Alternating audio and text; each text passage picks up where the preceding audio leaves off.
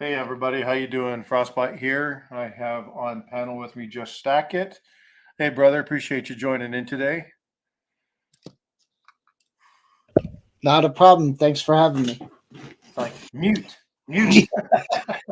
I looked over right as I started talking. I'm like, oh, I do that stuff all the time at work. I'll be talking away, and they're like, "Are you there?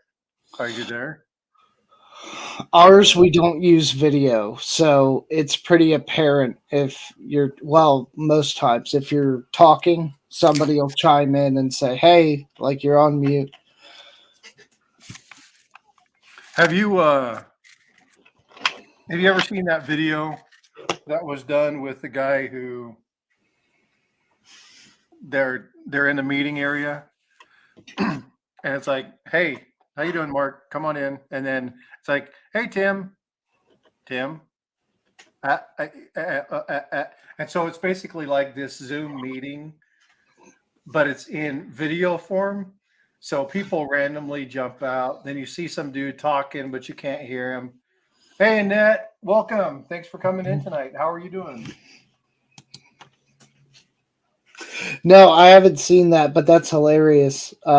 I did see one where it was like, they like imitated like a Zoom meeting or something, but in like person in a conference room. And like the people were doing the stuff they would normally be doing on a Zoom meeting instead of like really paying attention to the meeting. That was kind of funny. Yeah, I love those kind of those parodies because you look at it and you're like, yeah, this is exactly what this is like. Doing good, Annette. How was your day? Anything exciting today?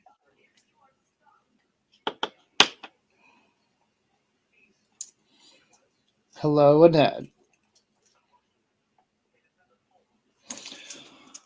I'm going to be looking through nickels while you're looking through pennies. It seems like. Cool. Yeah, it's something that I want to do more of. Uh, and while I try to, and I talked to you about what I want to do with my stream, trying to get some people together and kind of do that. So while I build that out, I figured this would be a really good method uh, by which to quote unquote keep people occupied and say hi. Ooh, that's pretty. That is a shiny penny. Let's see if we can put that under there. So, 79. what do you do with your finds? Like with the pennies, are you flipping them, or do you like put them in tubes? What do you do? So let me clear off this area. So I do a couple different things. So I have these books. What I'm trying to do is I'm trying to get, uh, and they're not in the best shape, but I want to have one of everything, right? So I'll do PDNS, 73 PDNS, but they're not necessarily in order. So what I'm trying to do is like if I have one here, like this is a 49, and let's say I find the 49 that is in better quality, then I'll pull this one out. I'll stick it in my bag of wheat cents, and I'll replace this one with nicer varieties. So if I have some that's really nice, I have my tubes. Obviously, I keep the BU ones in tubes, but I want to keep one of everything. So like this 48S is it's really pretty. This 58 Philadelphia is really nice. 53 Denver's nice. Um, I got one of these. Have you done a lot with the Durbans? No, I'm not even familiar. What are those? So Joe Durbin and his wife, they have a channel and they do like little auctions and stuff. Um, and they sent me this planchet, right?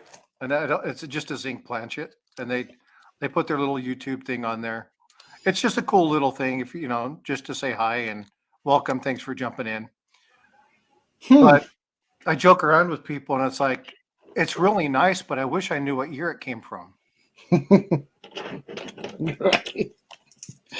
Oh, that's hilarious. Well, those, and that's where like it kind of gets me. Like a planchet, can you get that graded, or does it literally have to have anything from the stamping on it, like to actually certify itself as a coin? I don't know the answer to that. I would assume there are certain criteria, right? So date has to be legible, and I think without there having a date, I think what it would come back as something like genuine zinc planchet. Yeah, maybe something I like don't that. I don't think it could come back as anything else. No, but well, and I know when you get like an off center strike and the date's not clear, what date it is. I know you can still get them graded, but that's because we know what it's supposed to be. In the case of a planchet, um, that gets a little harder. And the waffle coins, those happen, but I don't know if there's anything discernible left on those or not. As I've far as never seen a waffle coin in person. no, not in person. I've only seen them like online, but I mean, it seems kind of cool. One snuck out basically. Is what happened there. Somebody, man, I want to know what kind of the people these are that work at the mint, because I imagine if they did a Google search, like these guys probably see like bins of like waffle coins and different things, sitting around all the time, and maybe don't realize the value that's in their scrap bin. Well, I mean they do, and they have policies in place that prevent them from removing those things. So they can't take that stuff off of the floor. They're quality controlled and stuff like that. So it's not like they can just choose what they want and walk out of it, because all the Mint employees would be crazy rich. Back in the day, this was probably the craziest story I heard, and I don't have all the exact details, but we're talking, I don't know, like 50s or something. This guy worked at the mint, and he had, and from my understanding, this is a true story. He had a prosthetic leg, right? So he already kind of had like an irregular gait and some of these other things going on.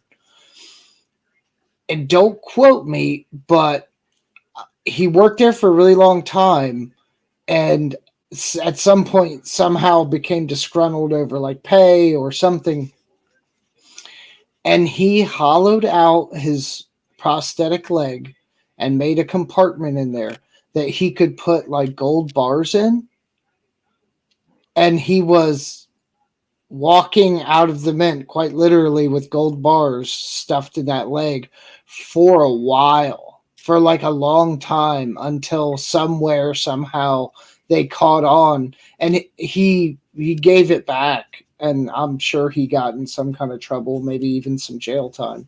But yeah, he had something like 50 gold bars or something at his house they had to confiscate back. Oh wow. Yeah, and that's why we have metal detectors today. Yeah. I mean, yeah, it's I mean, yeah, but where there's a will, there's a way, right? People are going to find ways to game the system, or to cheat, or to try to sneak stuff out. But yeah, that's like the fifth 82 in this. It was funny earlier. I was doing this, and I had an 83 Philadelphia, and I threw it on the scale, and it was 3.1 grams. I was like, "Oh my god, oh my god!" And then I looked at the date, and I threw the wrong penny on the scale. Oh, that's I upsetting. was so upset. I was like, "Are you kidding me? Are you kidding me?" And How I'm did like, that "Yeah, I'm, happen? I'm a dumbass." Yeah, well, and so that's what happens with me whenever I find something that I'm kind of like, wait a minute. I always in my mind assume that I am 100% off base. I've I'm completely wrong because otherwise I can't contain myself. I'll get hyped up over it and then not be thinking maybe rationally. Um, that I got a quarter that I think is possibly a digest strike. I've been told that it's not, but my whole issue with that is um, I've looked up graded examples of die adjustment strikes from NGC, PCGS.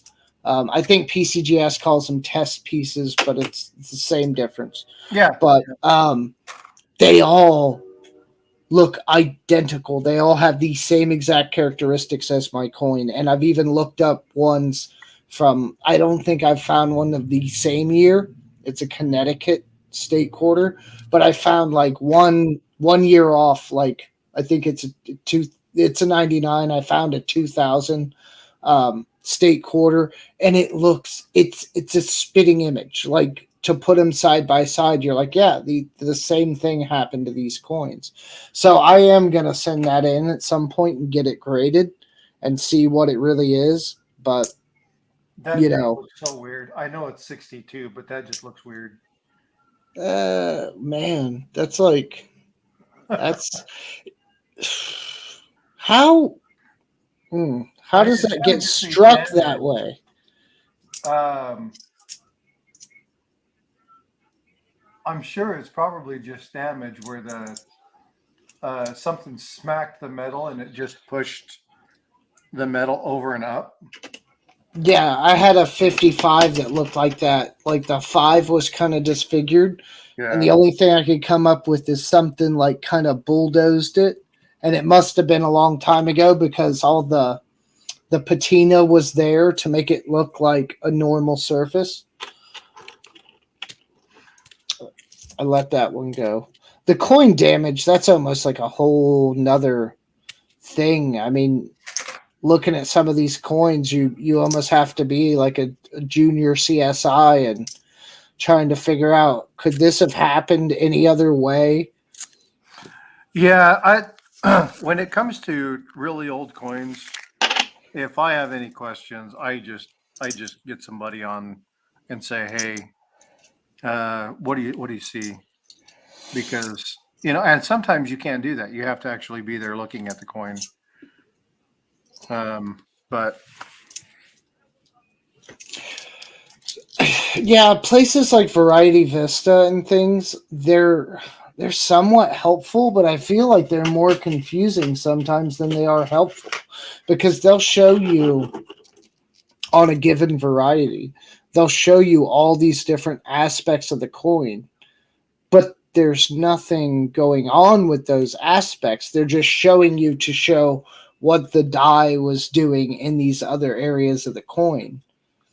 And so maybe out of, I don't know, 6 or 7 or 10 pictures, only one or two of them really have the key doubling or the defect, whatever you might be trying to look at and look for, but they have all these other pictures, which I guess are important in truly identifying is this really that? But for someone new going in there, I feel like it's just more confusing than anything. yeah, I have an issue with identifying things like that. One, there's so much information. That's a pretty coin. Yeah, but it seems I don't know. We're the coin collecting hobby as a whole. I mean, we're getting better, but we are Hey, so Jimmy. far behind. Mr. Jimmy, hello, sir. We're very behind on the technology. Just all around. Uh, I don't know how to fix that, or I'm not the guy that would you know get on his soapbox for this one because I don't have any solutions. But when you look at some of the other stuff that's out there as far as technology and databases and all these other things, like I did a Google search the other day for because I was like thinking about like coin roll hunting, and I don't have any mats yet. I'll get them eventually, but I was trying to formulate a list of like common known errors of like just pennies, nothing crazy. And there's not a real comprehensive list anywhere. Like not all together in one place. You kind of have to piecemeal it from multiple different sources to even come close to what most of us would look for.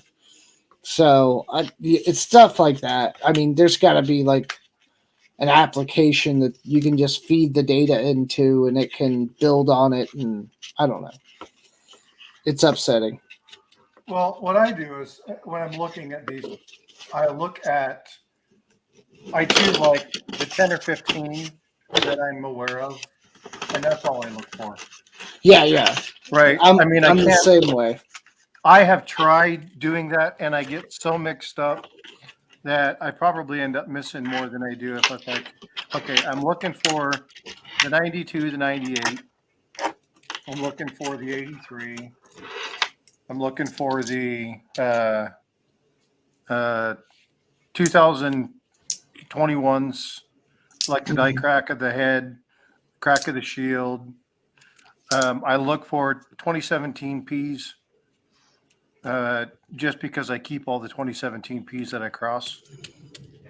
Okay. Because it's the only year that they did the Philadelphia Mint Mark. You So know, I noticed that a while back, and I was like, was that the only year? that's the only year that they've done it, and they did it because it's their 100th anniversary or 150th anniversary or whatever it was. Oh, And of the so mint. of the mint, yeah. Okay. So maybe it was, I don't remember what anniversary it was. Um, so they did that just for that particular one, and then they went back to no mint marks. Yeah, I was wondering about that. I'm glad you brought that up because I noticed it and I just, figured, somewhere there's a reason why they did it this year. Yeah, who knows? And kind of chalked it up. But yeah, uh, and that's the thing is like right now, some of these things may not be worth that much, but later, good examples of them could very well be. That's why I keep all the like I'm running nickels now. That's why I keep all the 2004, 2005, and for some reason they claim the 2006 is special, even though I don't feel like it is. Um, I keep all of those. I mean, if it's real bad, I won't keep it, but I keep all of them because it's a one-off. I do the same thing with these. Yeah, I have all of mine. I Yeah. still have to look through what is that, the formative years for the doubling on the thumb. That's the only thing I know of in regards to those. Apparently, his thumb right there on the book, the one that's facing you, apparently some of them, like the thumb, is doubled, and that's one of the common errors with those. Well, you can't see nothing with this particular one, but yeah, there's nothing on this one. So yeah, I keep all of those. Now you're a machinist, right? Maintenance. Yeah. So, well, I used to do actual work. I've promoted up now, and I'm officially my title is maintenance planner. So I plan and organize the entire maintenance system for the sites that I have, and I organize vendors. I write POs. I do that stuff, but I have an extensive maintenance background that allows me to do that with a relative level of expertise that in general is not required from maintenance planners, and probably does me more of a disservice than anything because I question things. Someone will be like, "Oh, it's all messed up. We need a new one." Like, is it though? Isn't there something we can try or do before we go replacing the entire unit or whatever we're talking about? So, yeah, but my background's automation, robots, welding, processes that could run without humans, PLC programming. I mean, I kind of touch on pretty much all of it.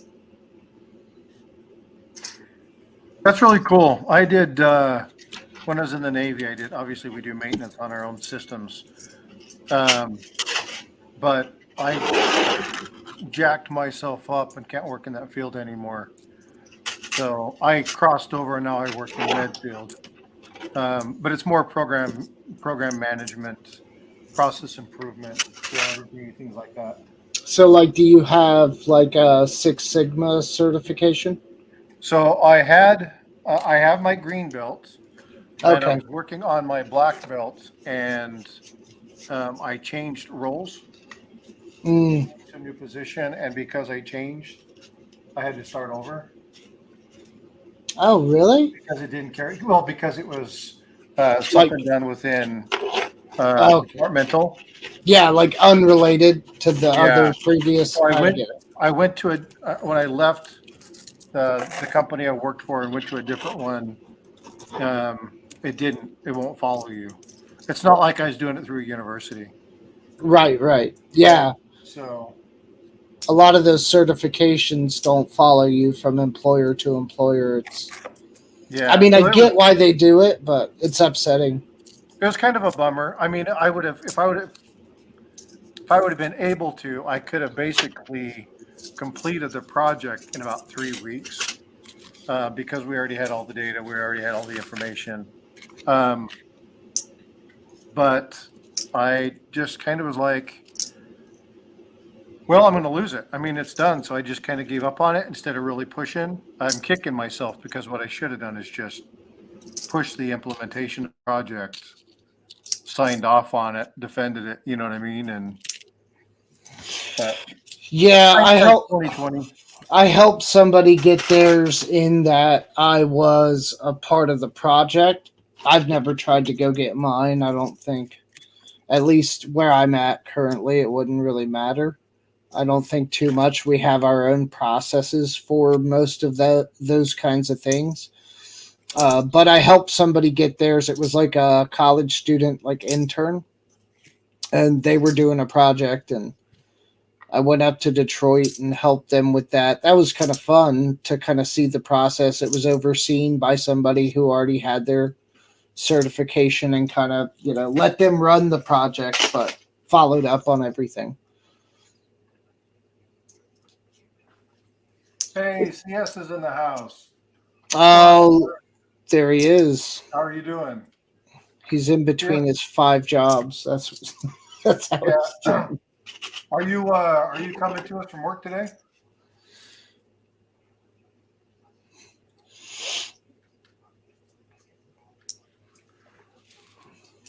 The dude's always working. I think one of the hardest workers I know. You see what Alex says? He says I'm on my tablet in bed, uh, where it's warmer. What is that? I think I got like a BU. Yeah, I just got a BU 64D. Throw it up. I'll make it Oh, I don't. Can I add another camera like you, or how do I do that? big. Maybe not. Let me see. I can change my You can cam. change. Yeah, you can change your view. Boom. Well, have a good one, Constitution. Thanks for popping in. And you All guys, right, those are. if you don't, excuse me. Oh, that's pretty. Yeah, right. Yeah, that's pretty. Hold still. I got to redo this camera because I customized it. But yeah, it's in really good shape. I wonder what the steps look like though. Ah, they're gone. Yeah, they're nothing. It's smooth.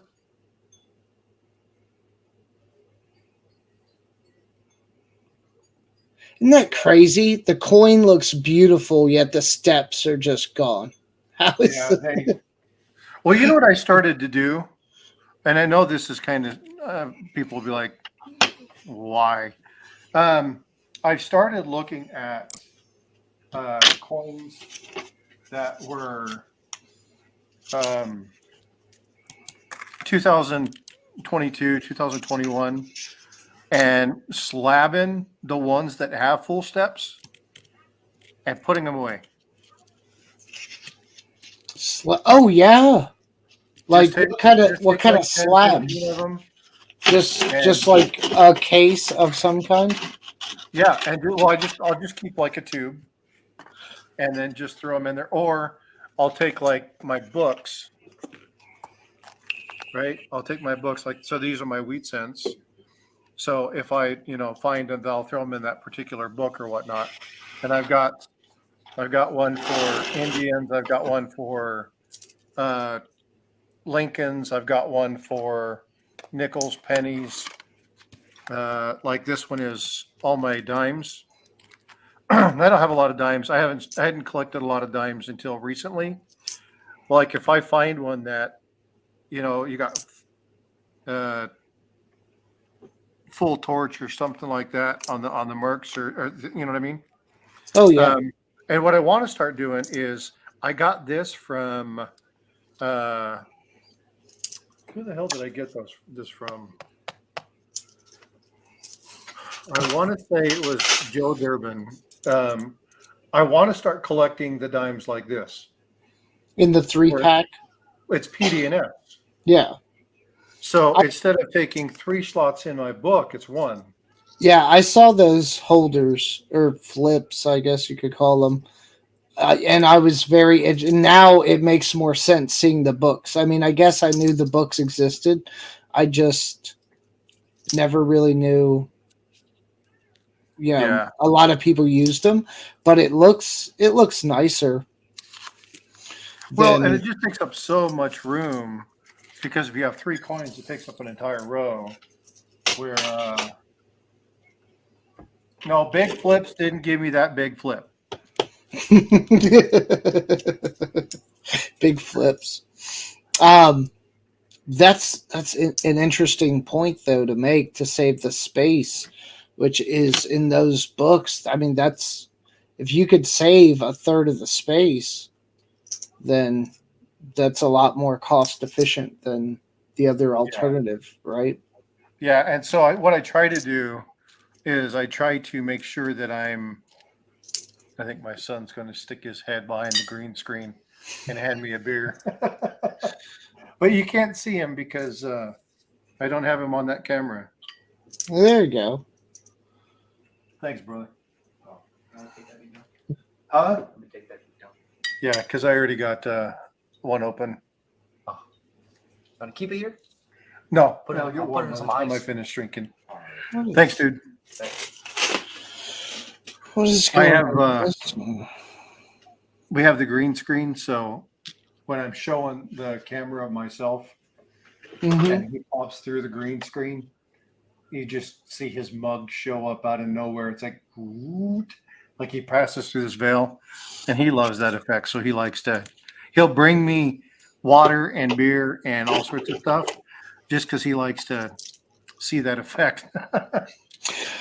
I am actually not drinking, and it's going pretty well. What am I on?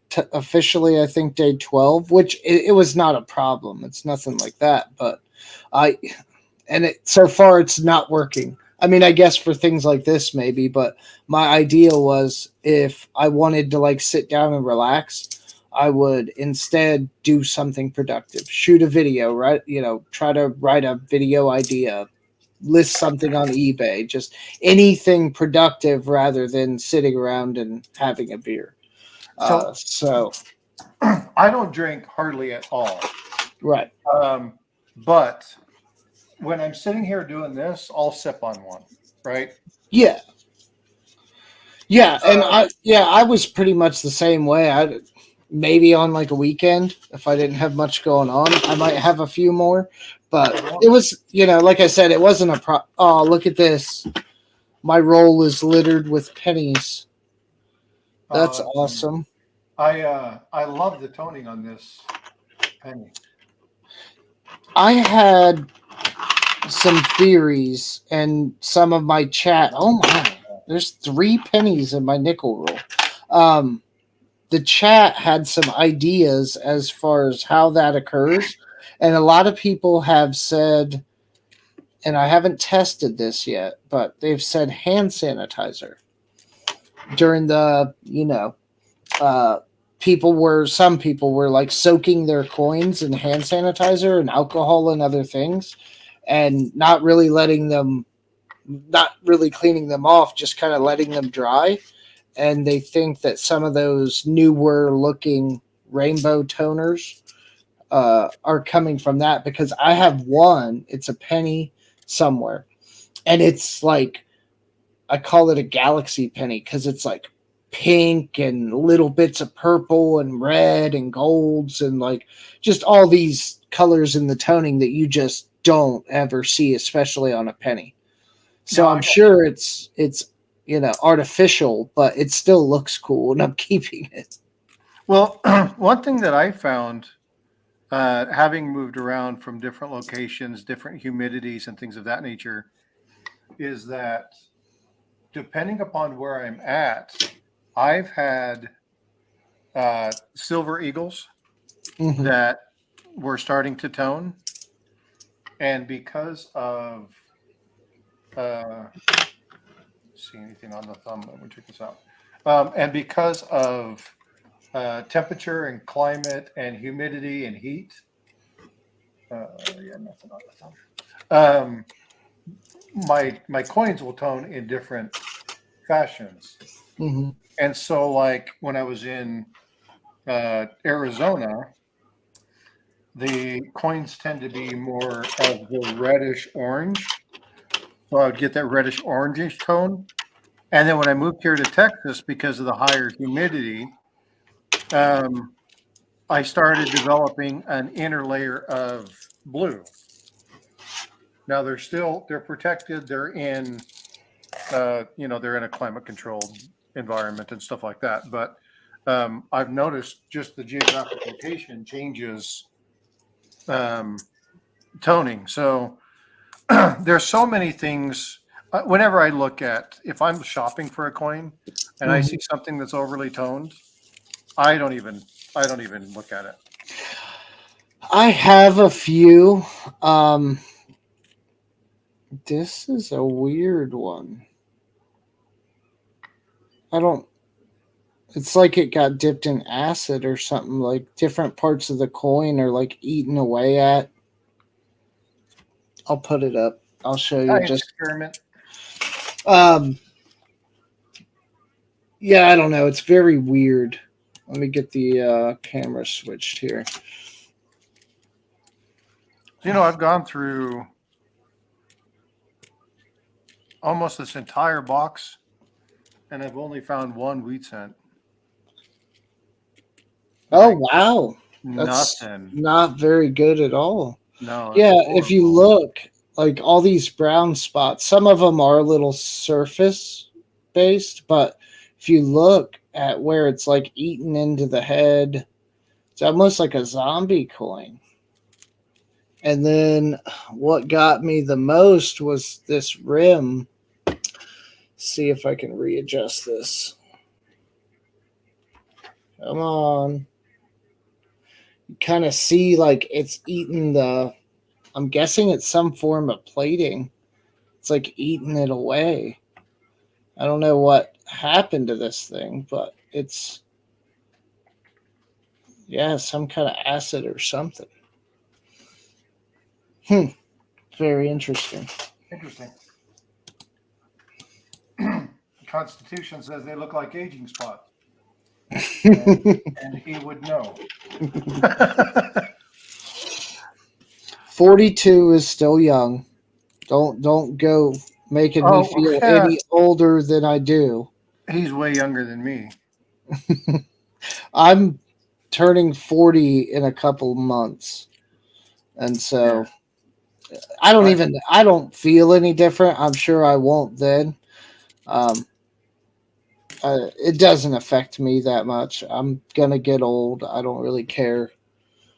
More concerned with what's going on and what I'm doing than how old I am exactly. and that a zombie coin is a coin that unless you clip its head, it still chases you. Cut it in half. Yeah, I just call it that because that's how it looks. It looks like Jefferson on that one was like zombified, especially with all like the reddish tones on it. Kind of maybe look like blood. I don't know. But it went back into the bin. It's going to get rolled up and taken back to one of the banks. Constitution's got jokes. Yeah, I turned the big 5-0 this year. How does it feel? So it sounds like Like it you're a did 10 years decade ago. over me.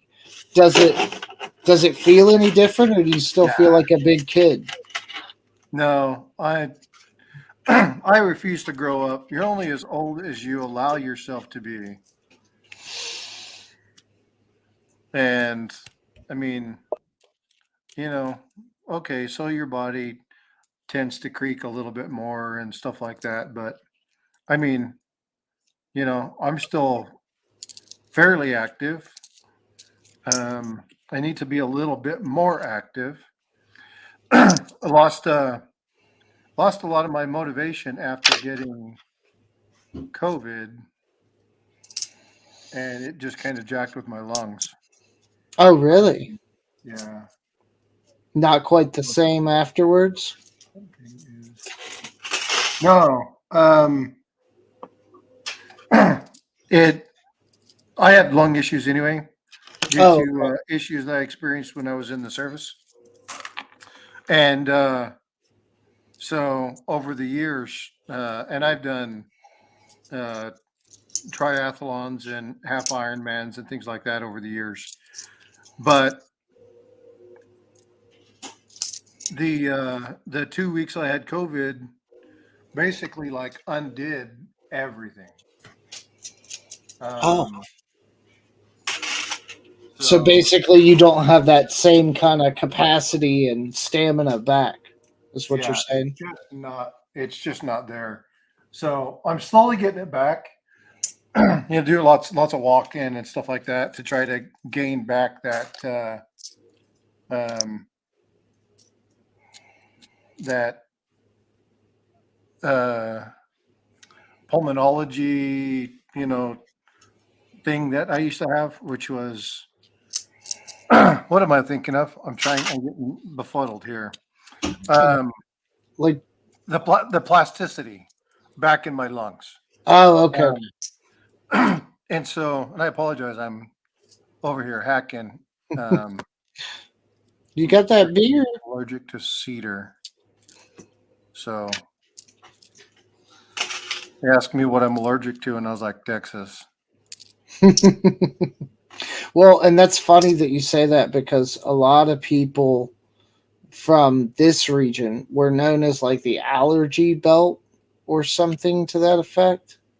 Um, a lot of people move from here down to like Texas and Arizona and those areas because the humidity is so much lower than it is up here. Up here, it's unbearable.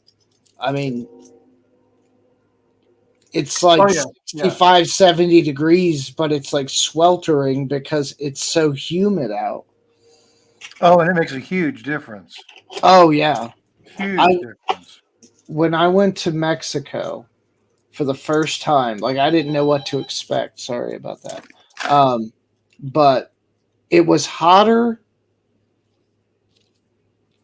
in Ohio than it was in Mexico, and I was in like the center of the country, like very far south, a mile closer to the sun by elevation, and it was hotter in Ohio than it was in Mexico. And that just floored me, like as far as my thought process. And it was beautiful weather. Yes, don't stand in the sun for any length of time uncovered, you know what I mean? But yeah, I mean, it was just wonderful weather. I'm finding a lot of 69s in this role. Oh, so Constitution. I used to live in Iowa, so I lived in a little town just outside of the Tri-City area, Rock Island, Moline, um, and yeah, it was horrible. And God forbid you had to be around after a rainstorm and the sun came out because that was just awful.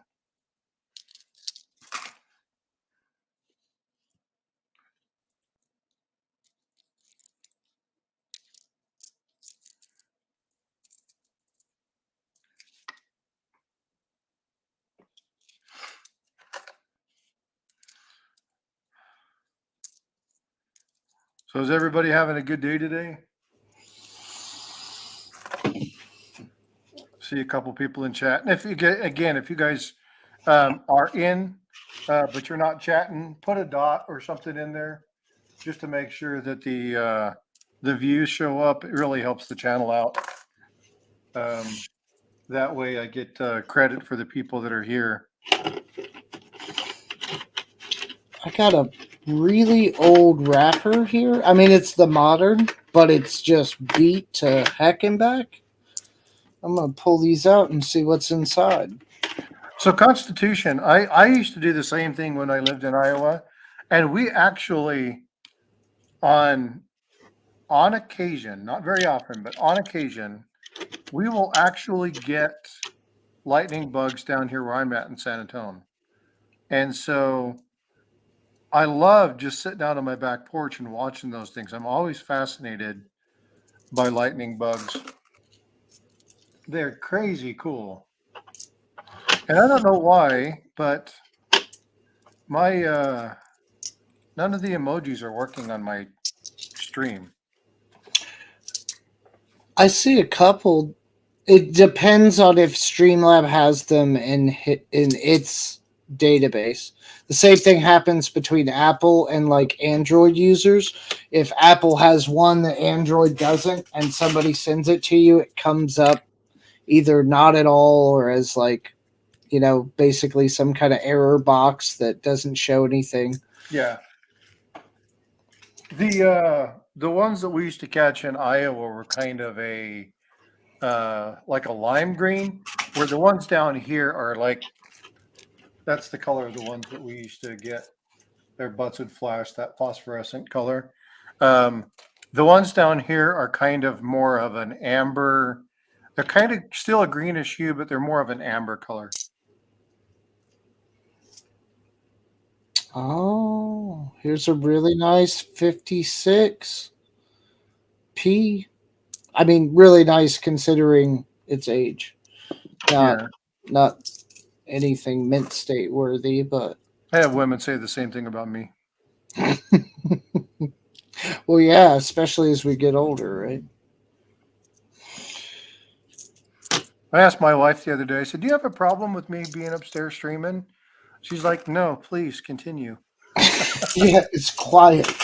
What was it? I saw a thing recently, and it was like a study or something of those types, and they said on average, the average married couple spends about 10 hours together a week, and that's like together in the same room doing the same activity, watching Not TV sleeping.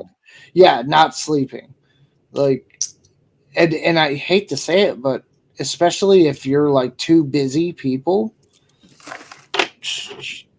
in some cases some of these people that are married are actually roommates and don't realize it. You know what I mean? You Yeah, barely see the other person. my wife and I, we make sure we spend time together on the weekends and we do stuff. But most of the time, and I say this without being ignorant, but most of the time that we spend together is cleaning, doing chores. Right? We do date nights and stuff like that, but a majority of what we do together is clean. And Mhm. half the time, she tells me to go away You're because doing it I can't. wrong. I don't clean, so I'm not allowed to do dishes, and I'm not allowed to do the floors. Oh man, Right? hold I've on. been refused of doing that. So my job is even better. I get to put like laundry away and Oh, we can switch, man. I'll do all the dishes if you fold the laundry. I cannot stand folding laundry, and for that reason, my kids are learning that laundry comes from the hamper. Even though it's clean, it's still in the hamper. I do every now and again. I'll get up the urge to actually fold everything, but I'm so bad at it, man. I hate it.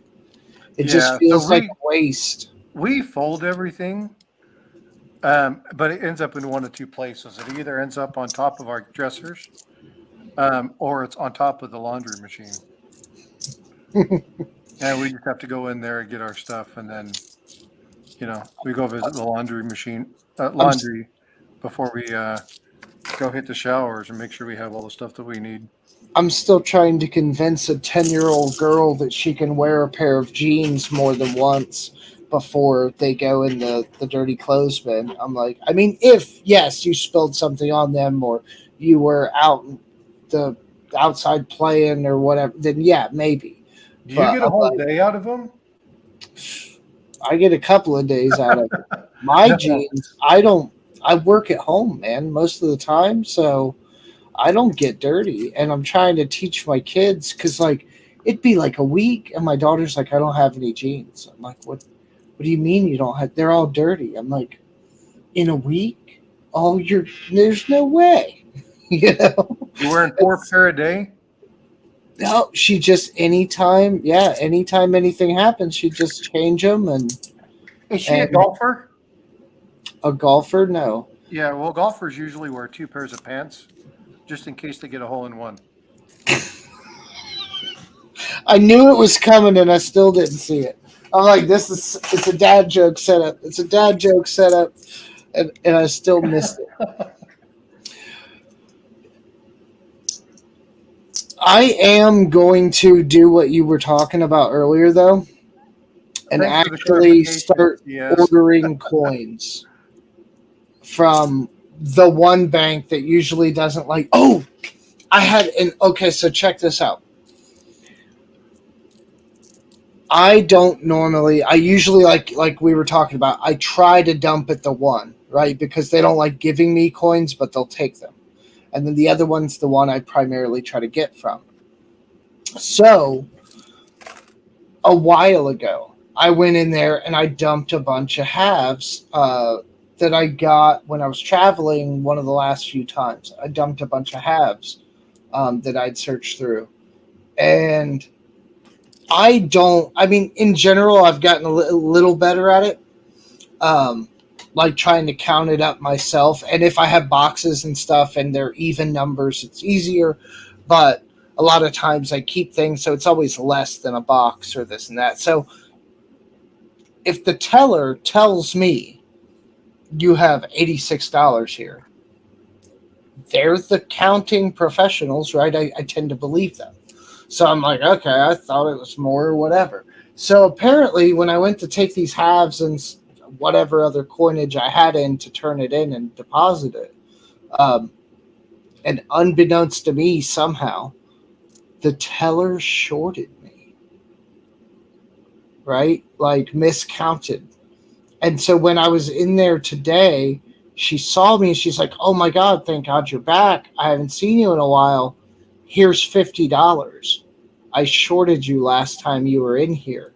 And because I couldn't get her till or whatever at the end of the day, she couldn't get it right. She had 50 extra bucks and she couldn't figure it out. But when they enter everything, they enter what they took in. If they took in Yeah, $100, yeah, exactly.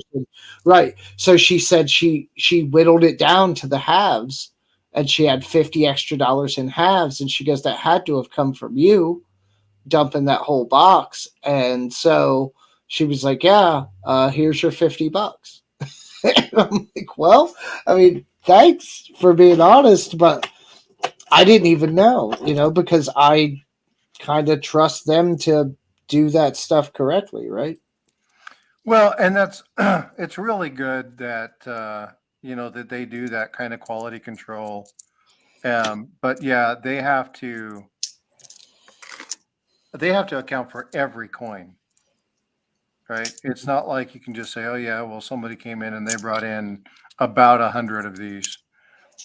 They need to say they brought in, 101 of these and 84 of these. And because it's, I talk with people about, returning coins to people.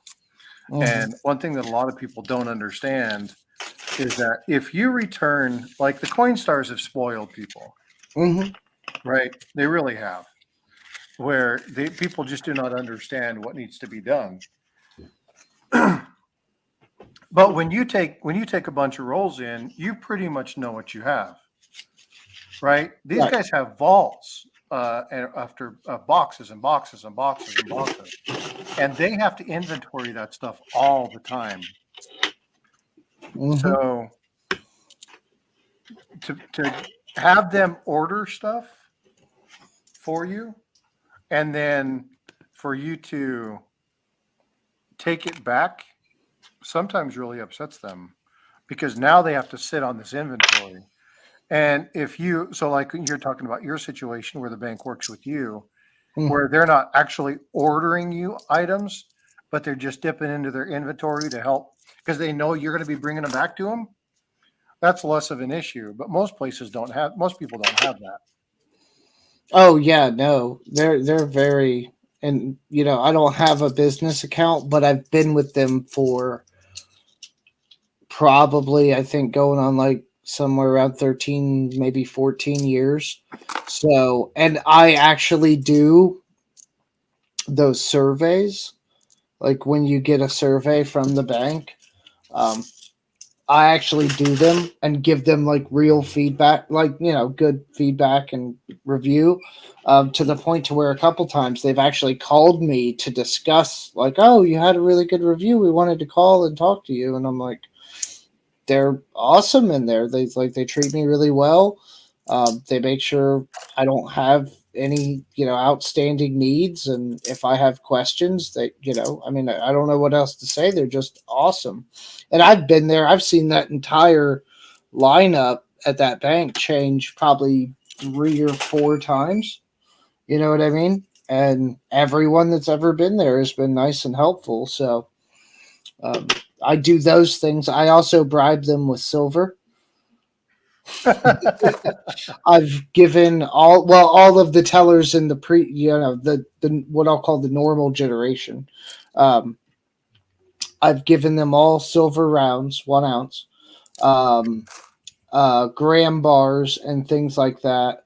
I try to keep it away from coins, right? Because it's a bank, and that could cause Oh yeah, you don't want to confusion. cause issues to them. Yeah, so like at first, I think the first time I tried to give the vault rep uh, an ounce of silver, she was like, "Oh, I can't take that. Like, you can't give me money." I was like, "It's not money. It's a silver round. Like, it's not a coin. You can take it." And so she took it, and then slowly over time, I got all of them one. So now when I come in, they're like, "Oh, this really cool thing came in," and most of the time it's nothing, but they're on the lookout for me, which is good. I just found a really decent 1954 D. I mean, it's got some wear, but as far as like luster in the fields and everything, it's in great shape. Keep that one. Yeah, so Mr. you keep MJ all of these Bordeaux. too, right? Wait, did you move to Nichols? I'm opening a couple rolls of nickels. Just Oh, take there a you break go. from pennies. I got some dimes in here too. Yeah, I got a big mess of just everything, What's whatever going they. on, Boudreaux? Thanks Oh, for is it? popping in, brother. Yeah, Boudreaux. Okay, probably pronouncing that wrong. Good to see you. Welcome in. Apparently, we're That's all going that's through how he Nichols. told me to pronounce his name. Boudreaux.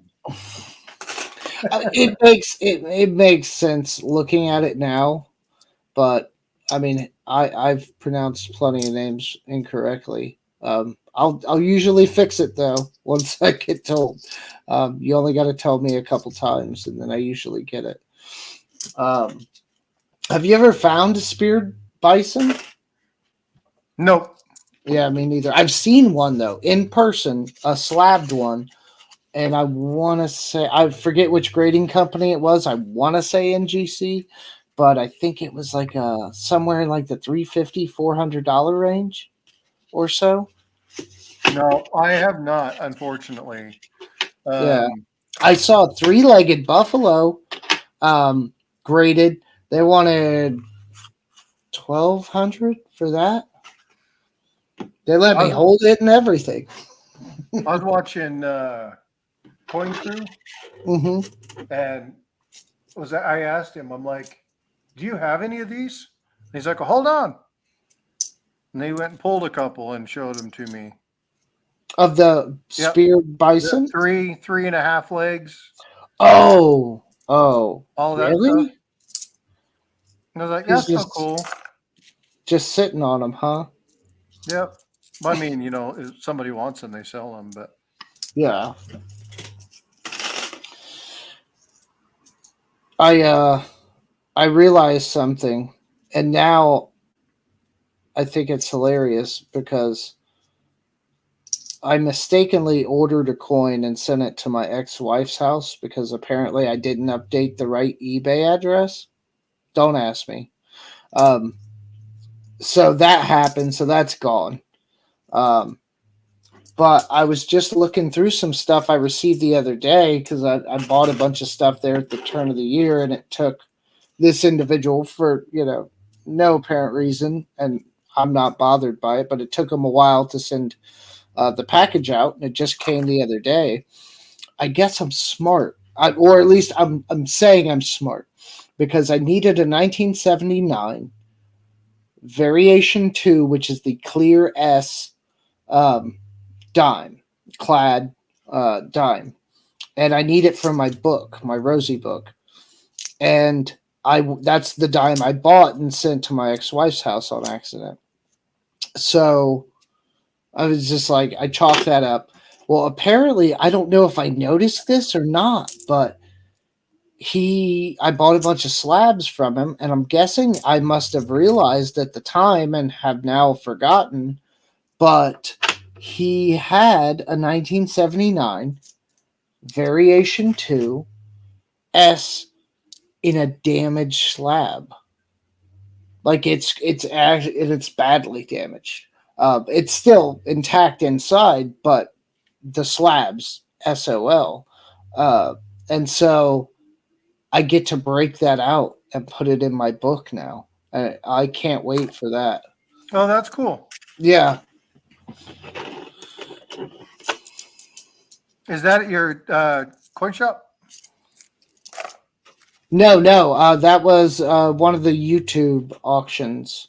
I want to say Keys runs like two or three of them, Silver Keys. Yep.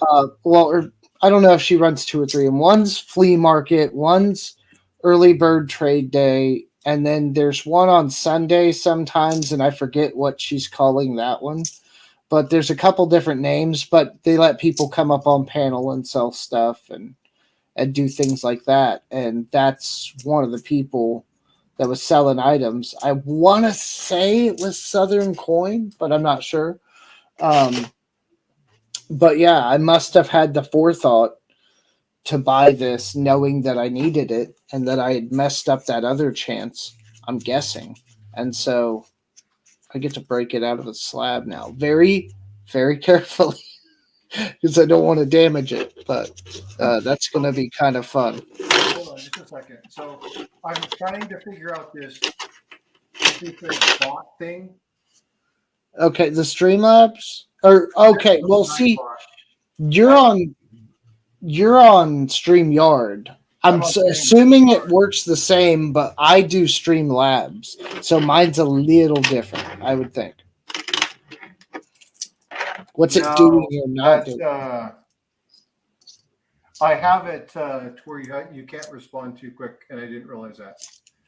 So let me see whatever the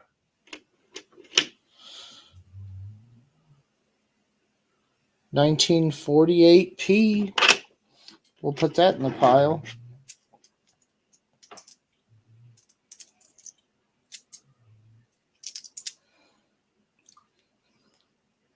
all right, it's done.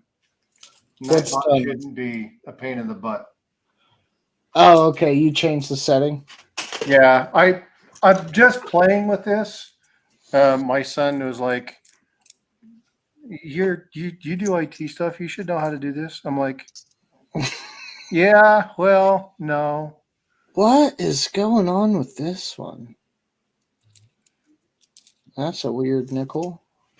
It's like the edge feels not sharp, but like, yeah, I guess that's one way to say it's sharp. But I'll show you on the cam. This thing, it like, I don't know what's going on with it. Wow, what in the world? It's like worn almost. It looks brown, kind of. I know the cam's not doing it justice, but it looks like almost like toned up in some kind of weird way. Like what you see there is what you would see in like the shiny parts look like regular nickel, and then those dark spots literally look like that. I don't know. Maybe it was buried for a period of time. I don't know. It's Interesting. just an 88p. I'm not going to keep it, but it's just some odd characteristics. Did that actually switch? Okay. Don't want to be a complete moron showing you something you can't see. So yeah, Don't do that on the collecting. channel, please. um, it's collecting's a weird thing, man, because I found that it gets me through like the searching and the kind of looking and all of this kind of gets me through not running to the LCS to buy something like right away. Like I haven't been to the LCS in a couple of weeks. I said I was going to run down there. I still haven't. I'll probably try to do that tomorrow. But this kind of stuff kind of feeds that urge a little bit. Find something in some rolls. Again, maybe it's silver, maybe it's not, depending on what you're looking through. But it can kind of feed that fix for a little while and spread out time in between Oh yeah, acquisitions. I got what you're saying. Well, like you'll hear Constitutional talking about it all the time. He's like, I haven't been down there. I got to go get something. I got 10 more ounces today. I got 10 more ounces today. And it's like 4 days later, like, wait a minute, what? And that's fine. But I'm trying to space some of my stuff out, especially this year. I'm going to have some other responsibilities to take care of. But, um, you know, cool down on it a little bit, I guess. Plus, I have a substantial coin collection now, which is always neat to kind of go back and look through. And I do have, there's an Android app, and I don't offhand know what it's called. It's like, I don't know, coin collector something. Where Okay. is that thing? And it'll let you like create sets. Oh yeah, it's called Coin Collection. And it'll let you create sets, like theoretically like a book in your phone, and you can just like create one, select what coin and through what years, the entire run, whatever. Do you want all the mints? Do you just want P and D? And so you can set that and then like literally go through and like select which ones you have, which ones you don't. So at like a glance, you can go, oh yeah, I do need that 79S variation too. I don't have it yet. And it's another thing to keep up on. But if you're out and about and shopping, doing anything like that, it's nice to have that reference to confirm what you still need before you buy something and you have two of them. Yeah, I agree. But my thing is every time I try to set something like that up, it just becomes another wasted space. It can. Like in that case, I've kept it to stuff I'm actively, like books, I'm actively trying to fill. So with the Merc Dime, I didn't have to do because it was only missing the 1916D until I acquired that. That was easy. but like the Rosie Dimes, it's missing some stuff. Just that 79 in the older stuff, but now I'm up to I think like 2018. And some of those I don't have a lot of collections I'm working on, but it's helped in that to kind of give me that quick reference guide. But yeah, most people probably, it's like you said, it's just another thing to keep up on. Just like me trying to catalog my entire silver stack. I gave up on that a while ago. It's still great. It's just the time it takes. If it had like a verbal or a scan function or something to where you could Yeah. add another 10 ounces, click scan and be done with it, and it would just update, maybe. But to manually enter all that stuff, too much No, I time. got you. Yeah. So the 2006, the reason that they say that is because that's what they call the return to Monticello. Right. Yeah. It's So that's just, to me, it was odd, and I had to double check that information a couple of times because it's a part of the westward, but it's not, but it is. It's like one of those real weird things. It's not really officially a part of it, but because they, I guess, I don't know, returned to the Monticello background, it kind of gets lumped in with it. I don't know. PCGS does not include it in the Westward series. It's its own listing after Westward. But if you look at a lot of the complete Westward sets, they have the Return to Monticello included. So that's, I guess, where it gets confusing for me. But yeah, now I say it. and what in the any world is going on with this Nightbot? It does not like Boudreaux. Okay, bye bye bot. yeah, turn it off, put it in timeout. Bye bye bot. It might be your like the settings. We can look at it after the stream. Yeah. The moderation, I've learned with a lot of the bots, the moderation is like a very slippery slope. You give it that power, and then all of a sudden, like this, it's timing people out just for making comments. Or Well, yeah. So Philip put a single emoji in. I said, "Stop spamming." Like that's a single emoji. What the hell are you talking about? Hey, Anna, I missed you coming in. How are you doing? I hope you're doing well today. We got our noses down in coins, and I am a bad host. why's that? You got me here. You can't be that bad of a host. I ignore the chat everywhere I go. You're at least checking on it every couple minutes. I went to the bank today Mhm. to pick up these nickels, and I told them my Kermit joke, and the lady behind the counter was looking at me, and I don't know if she had heard it before, but she knew something was coming, and she just was smiling. She's like, "Oh no." As soon as I said Mick Jagger, she was like, "Rolling Stone, here we go." I got it. And she had the punchline before I finished. Oh, really? And I was like, smart lady. Yeah, I Yeah. didn't. I knew there was a setup happening, but I couldn't put it together. Yeah. I enjoy the setup, right? We've talked about this before. I enjoy the telling of the story. So I want to know the history behind things. I want to know what's happening. What got you into this?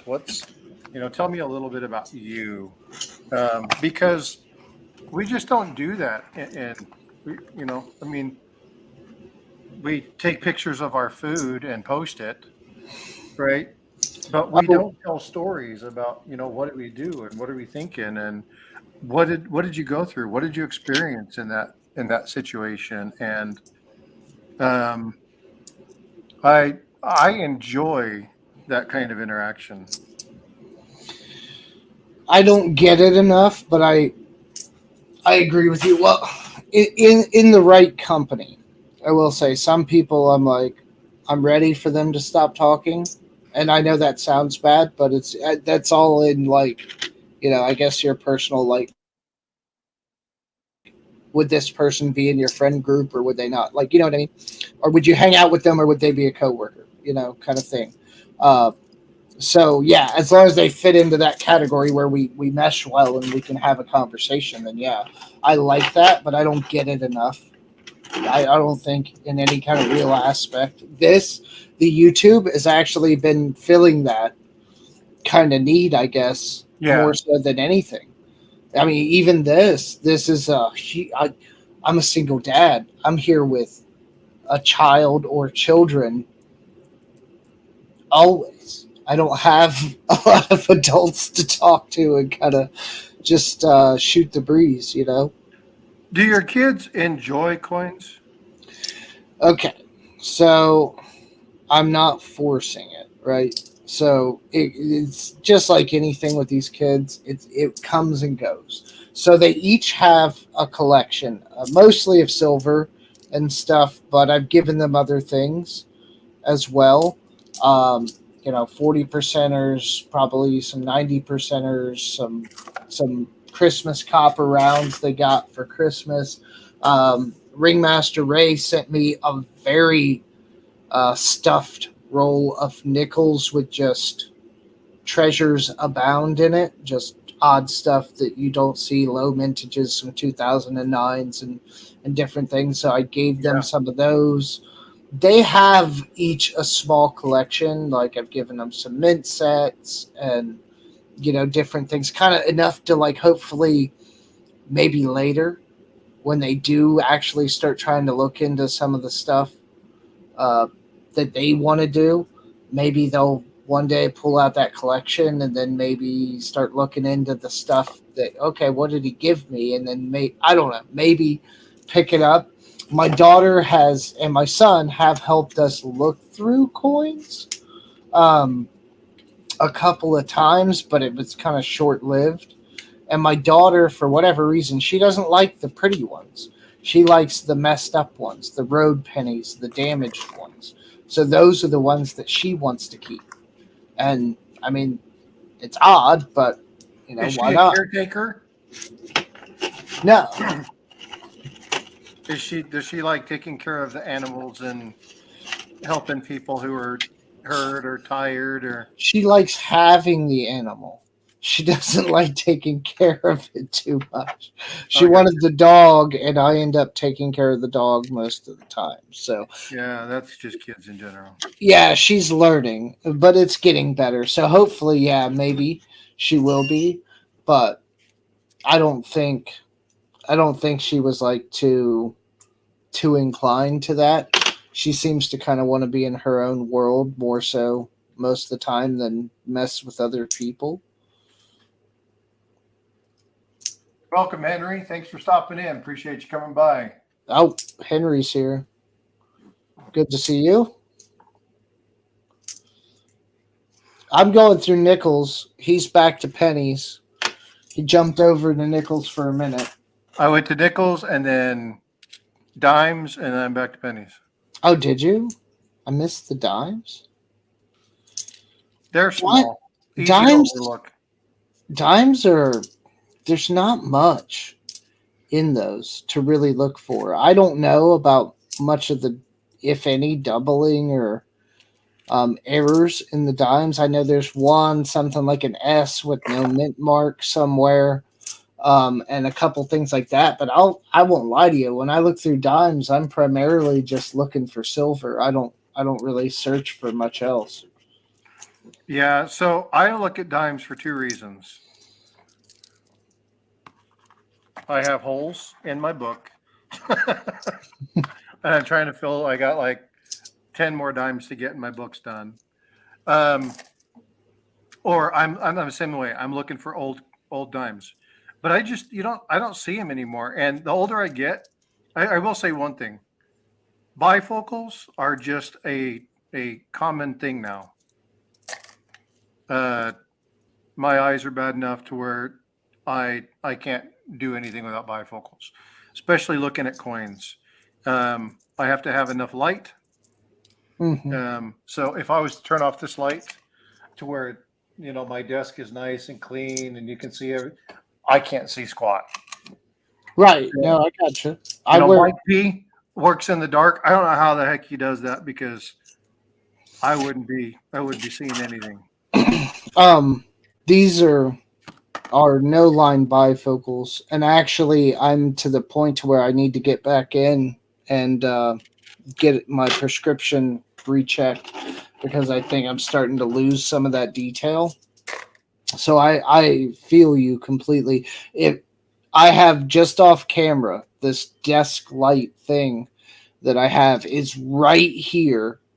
Like my hand's here. It's maybe a foot above the camera view, and it's literally shining right over this spot on the desk that I'm working in. Because yeah, if I don't have light and I can't really see what's going on, it's not even worth looking through coins. No, yeah, I got you. Yeah, I've tried setting it up to where I had the best view. Now that's an 82, Large state 3.1. or Huh? large state or small? Large date, unfortunately. Yeah. I say unfortunately because it weighed in at 3.1. Now you are checking for the small date Denver that's actually copper, right? That's what I said just now. Okay. Yeah. Yeah. So I said it's small date, unfortunately, because it weighs 3.1 grams. Oh, okay. Yeah, yeah. Yeah. I So if didn't this even had know been a that small was the date, thing. the stream would have ended because I think I would have crapped myself. Right. What those are worth a lot, aren't they? Yeah, they're There's they're only worth a handful that's been found. they're worth a little bit of money. Yeah.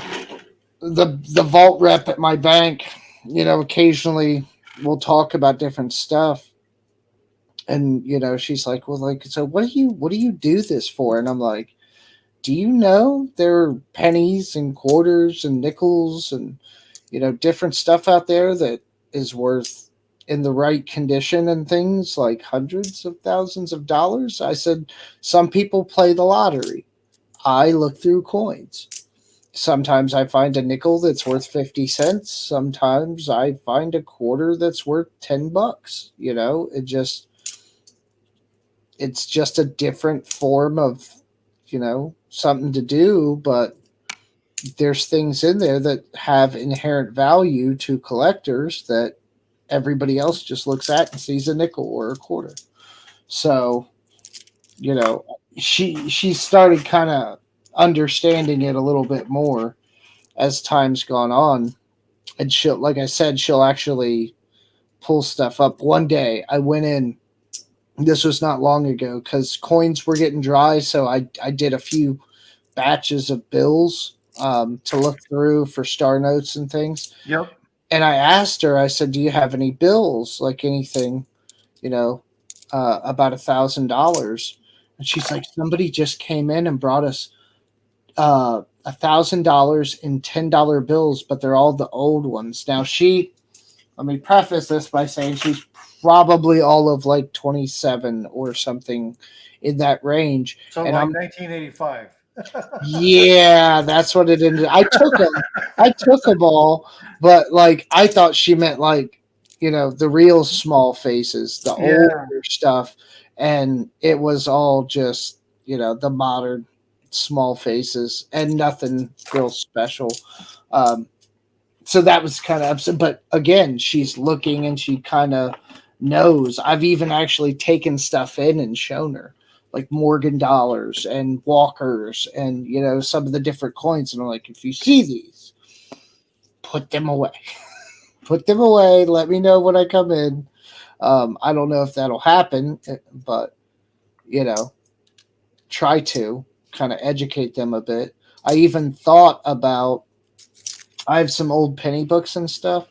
I even thought about uh, giving her like a whole penny book of I don't know what it is. It's got like the steel cents and a lot of the Wheaties, probably mainly. Uh, but I have duplicates and duplicates and duplicates of duplicates, so I might give her one of those one time for a gift. Yeah, we had a new guy at our one of the branches that I go to pick up coins from, and I called, and you have to go through these goofy systems and wait forever, and then they finally patch you into the branch. And I was like, "Do you have any pennies, or do I have to come in and just order them?" And they're like, "How many boxes you need?" I was like, "If I can get two or three, I'll be happy." And they're like, "Yeah." And so the guy was like, "Who needs three boxes of pennies?" And I kind of walked through the same thing. Well, I can look through, and he's like, "Do you do this for work?" And I was like, "No, this is just a hobby. Look through and collect and try to find stuff that's rare, or fill holes in stuff that I don't have, and find neat finds and build community and kind of stuff." And he goes, "Oh, well, what kind of coins?" So I took my typeset album when I went to pick up the pennies, and he took like 5 minutes and just walked through, and I showed him all the stuff, and he was like, "They have 3 cent nickels. Yeah. Oh, They oh had yeah. they had a half cent. Is this US coin?" I'm like, "Yeah." And so he was just like, "Whoa."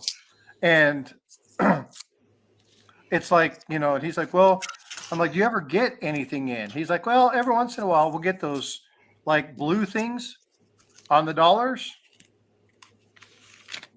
And I'm like, Oh. "If you get those in, just call me. Yeah, call me. Call me, and I'll Here's come my pick them up. number. Yeah. Right? I'll buy them off of you." And they're like, "Well, just put them in the thing and we send them off." I'm like, "No, no, no, no, no. No, When you they call when me. they come in, just call me. I'll come buy them, and because those things, I'd like to have those things." And he goes, "Oh man, I bet they're worth a lot of money." And I'm like, "Well, the right one in the right condition are, but no, they're not worth, Yeah, not right? like Not hundreds of unless they thousands. come in looking like crisp, crisp." Um, but I have had really bad luck with half dollars. Like I did like 6 boxes and didn't find anything. Oh yeah, my boxes And up here are dry. I was like, well, I mean, like I've never found. I've only been doing this a short time. Um, but I was like, I did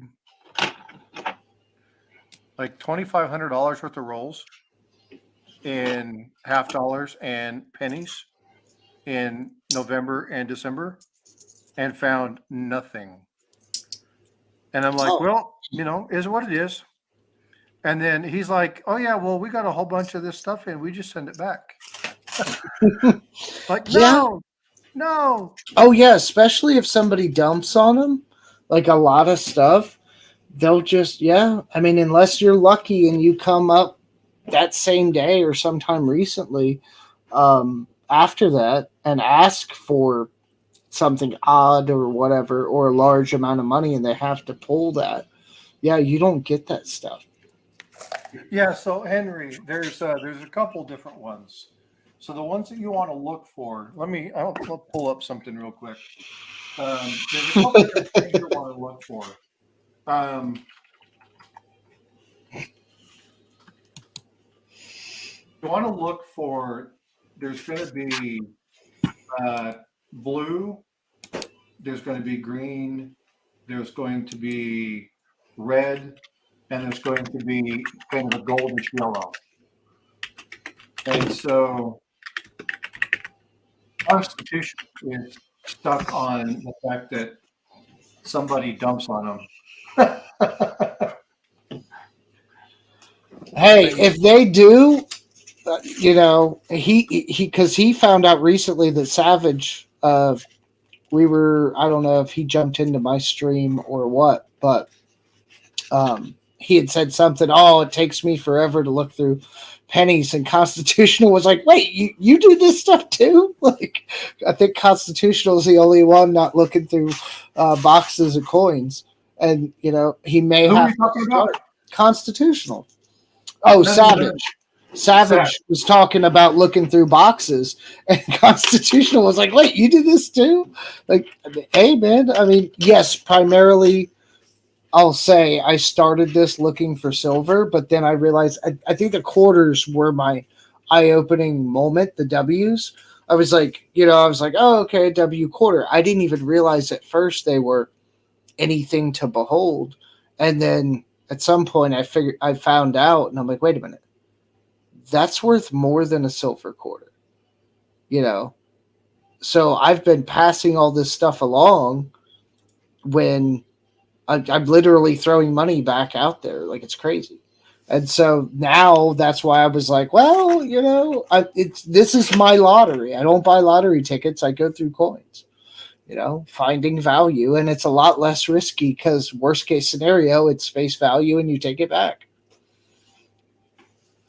Yeah. Well, and so this is what you said is extremely important in that. So let me share this real quick. All right.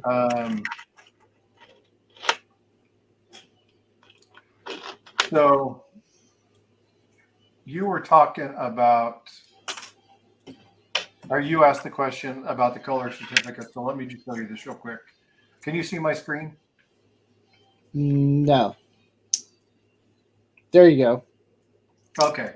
So you're going to have the red ones. Those are just red. And you're going to have red and blue seal certificates. But you're also going to have one on the older bills that is gold. And so what you want to look at is you want to look at across the top, because the top, and I don't think I can zoom in. I don't want to, let me see if I can do this without, because I don't want to share this person's site. Right. Is it the gold certificates? Yeah, what I want to do is I want to get to,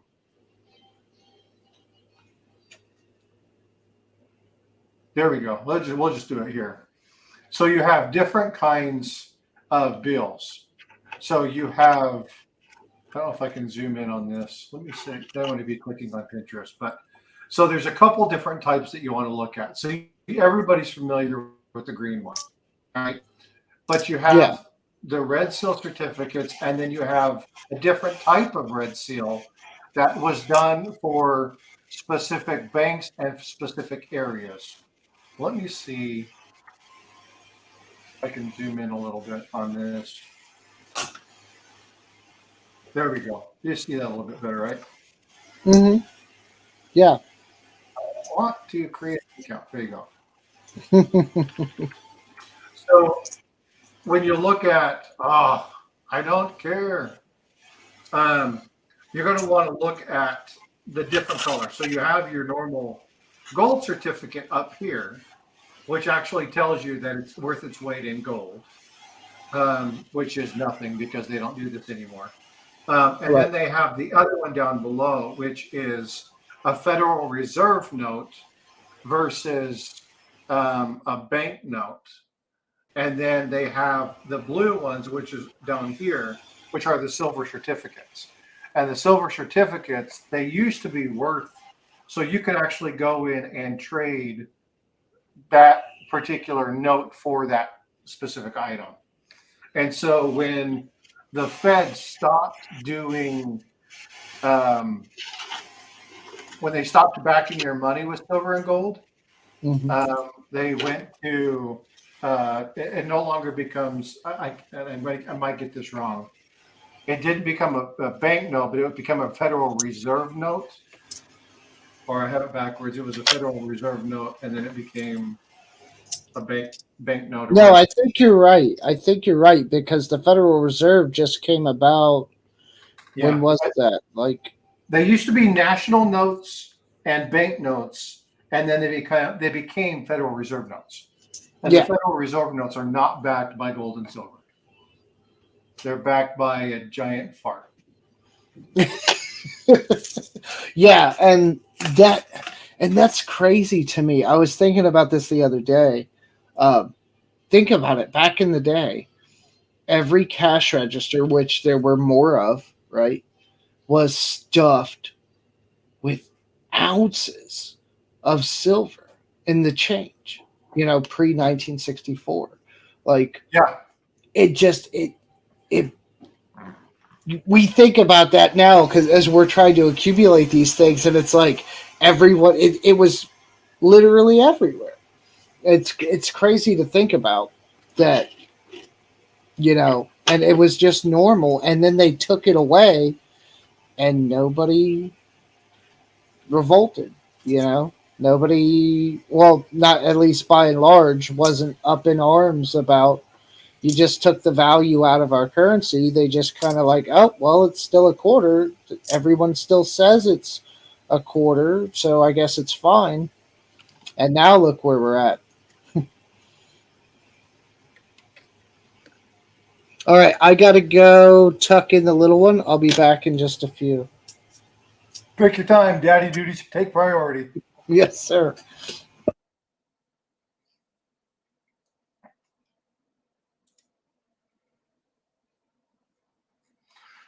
So I'm not sure if my chat is working. I have an error message on my StreamYard that says it's not there. So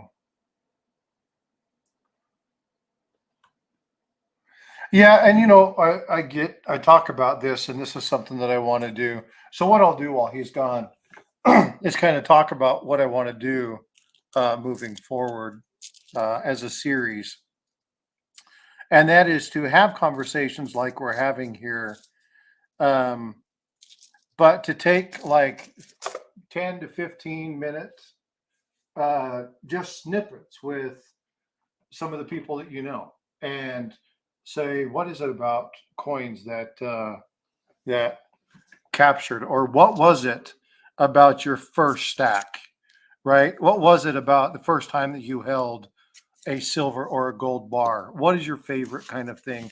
And share people's stories, because like right now we're talking about um, the cash register. Well, that's kind of where I started when I was going to college. I was working two jobs, working at a convenience store as an assistant manager, and we would count bank tills and we would do balance budgets and everything every night. And I would go through and I would find stuff all the time. And that's where I got most of my start was from just working in that job. And I would take, 50, 60, $70 to work every night. And as stuff came in, I would just, buy it, set it aside, and have somebody else take it over. But, still pick the stuff up. So I found those blue notes. I found red $2 bill notes, star notes, um, found uh, Susan B's and Ike dollars. And unfortunately, I was never on. We had uh, we had an old lady that come through. Now I was there when drug addict son was stealing all of his granddad's old Morgans and bringing them in, and we knew who the son was, so we always tried to collect them and call grandpa back and have him come pick it up. Um, until we got tired of the kid coming, we told him he couldn't come here anymore, which probably was a mistake because he was getting wasted. Um, but I miss those stories, talking with people and saying, what is it about? Uh, what is it about the hobby that got you started? And it doesn't matter if it's uh, coins. It doesn't matter if it's collectibles. It doesn't matter if it's baseball cards or comics or whatever it is. What is it that you were attracted to with that particular item, and how does that play into what you do now as a YouTuber? And because I mean, as we sit here, um, I don't know if Phillips on. I know Constitutional's working. Uh, he'll be back. I don't know who else is online. Is anybody online? If you're interested in coming up on panel and talking, put something in chat and I'll throw you the link and we'll offer you to come in. Because what I like doing, the thing that I really enjoy about all of this is, you know, just Hackett said that this kind of craves, fixes his itch to have to spend money and go to the coin store, the, you know, silver shop or whatever. And, but I just like, I like the community. I like talking with y'all. I like hearing how your guys' day was. I like hearing the things that you found. You got jokes, Constitution. You make me laugh, dude. Um, but I mean, it's one of those things where I really enjoy the community. I enjoy the conversation and hearing, you know, what is it that you guys like. And so I'm going to be doing a series of short videos where I'm going to be interviewing a number of the people that you all know. I'm not going to tell you names or anything of that nature, but been working with a few people and then got some interviews and stuff lined up. And so you'll be seeing that kind of stuff come across and, you know, hearing their story. What is it about how they got started? What is it about what they did? One of the people I'm going to be interviewing is sitting here on my panel this evening. There you go. And it's just I want to know people, right? One thing that and this is just me. I'm an old fuddy duddy. I'm the old man at heart. I always have been, even as a kid, being around my grandparents and listening to, you know, my granddad's old war buddies or whatnot talk about times when they were in the service, or you know, the old story where they had to walk uphill in the snow both ways 5 miles with no shoes on. You know, I love those kind of stories, and we just don't you don't hear them anymore. And it's not because people don't share them. It's we're losing because of the media, the technology and stuff. We just don't share the stories like we used to. And unfortunately, because of the way social media has worked, and you know everybody's into uh, not to pick on anybody, but the shorts. Um, our attention spans for people's stories have diminished. We don't like listening to them anymore. And there are people like me who crave it. And so I'm hoping that this is something that you guys enjoy.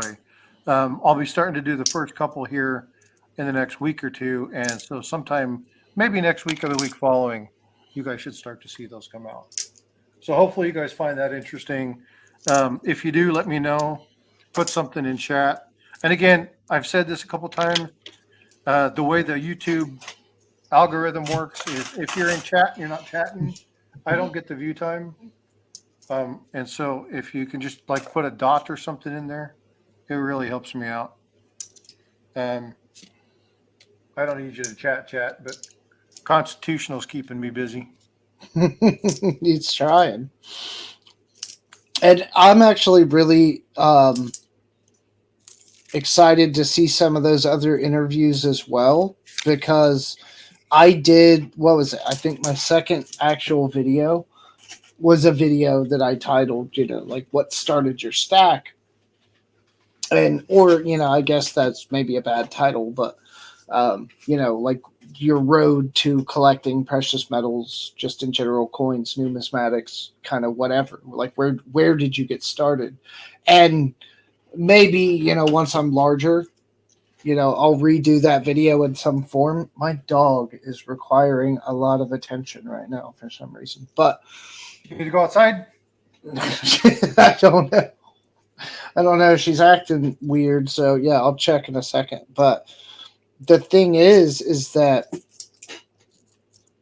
I wasn't big enough. I mean, yes, some of my fans that I did have and people that frequent my channel at that point did stop by, but I didn't get a whole, like a wide breadth of people, and only a few people, you know, expanded over more than a few sentences as far as like what really their stacking journey is. And you're right, because of the shorts and the attention span transfer to that kind of format, everybody just what did we say?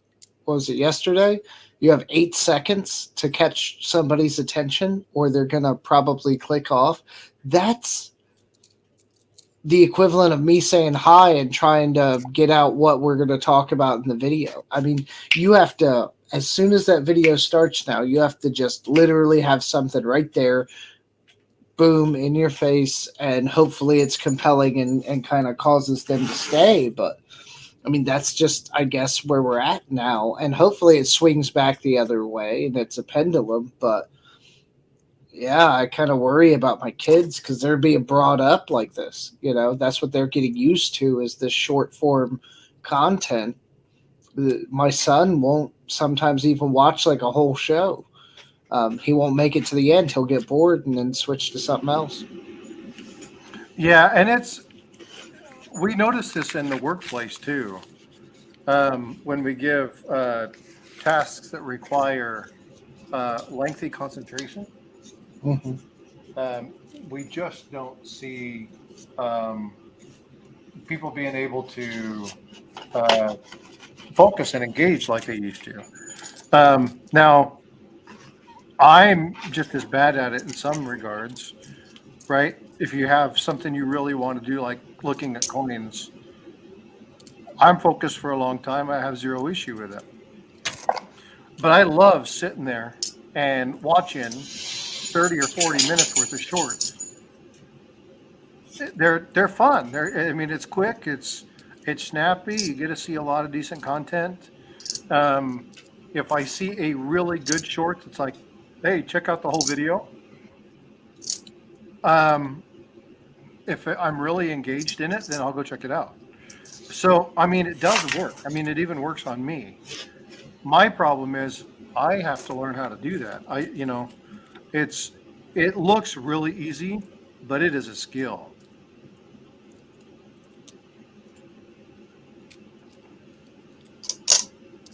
You Yeah, I got to get better at, I don't know, playing the YouTube game, so to speak. Like, and I've seen, maybe, as I build up, content and stuff, it'll be easier. But like, I know some people that everything links to a video. There's annotations up on the screen. There's the end cards, and I have opted out this time not to do the end cards because I don't know. I don't feel like nobody really gets to the end of the video anymore. I don't feel like. I'm sure to some degree some small percentage does, and I look at my metrics and yeah, that is probably a couple of people, but if they made it to the end of the video, chances are they're some of my avid watchers, and they're going to watch the next one anyway. I don't need them to watch it like right now, So, but that's where a lot of the really successful people do well, is basically putting their content out there in like a almost like a loop format. The short leads to the video leads to another video, and maybe they watch 3 or 4 of your things in a row. That's great for the algorithm, but it's hard to execute. Yeah, so Henry just said that he likes listening to people talk. And so I do too, but I don't like watching videos of people talking. I don't mind watching streams. If I'm going to be watching a video, I am looking for something. I'm looking for specific content, whether it be, stupid dad jokes, or, I want to laugh, or I want to look at something, or I'm looking up you know, uh, why is everybody cleaning their copper coins with olive oil? What's the property in olive oil that makes them want to do this?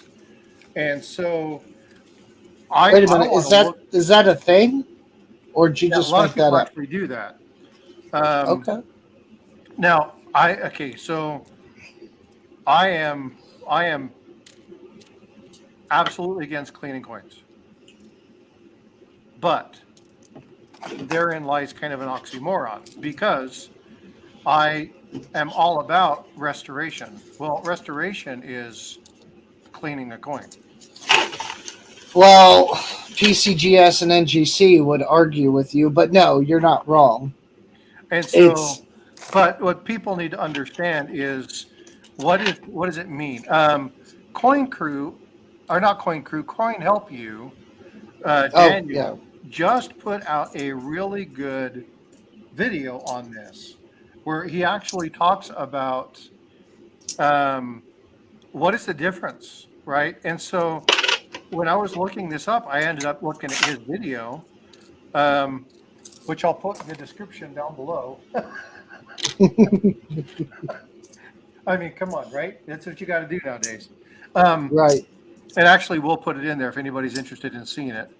But it was really good information because it was like, I don't think it's a really valid point. I don't think a lot of people truly understand the difference between restoration of a coin and cleaning a coin, Oh no.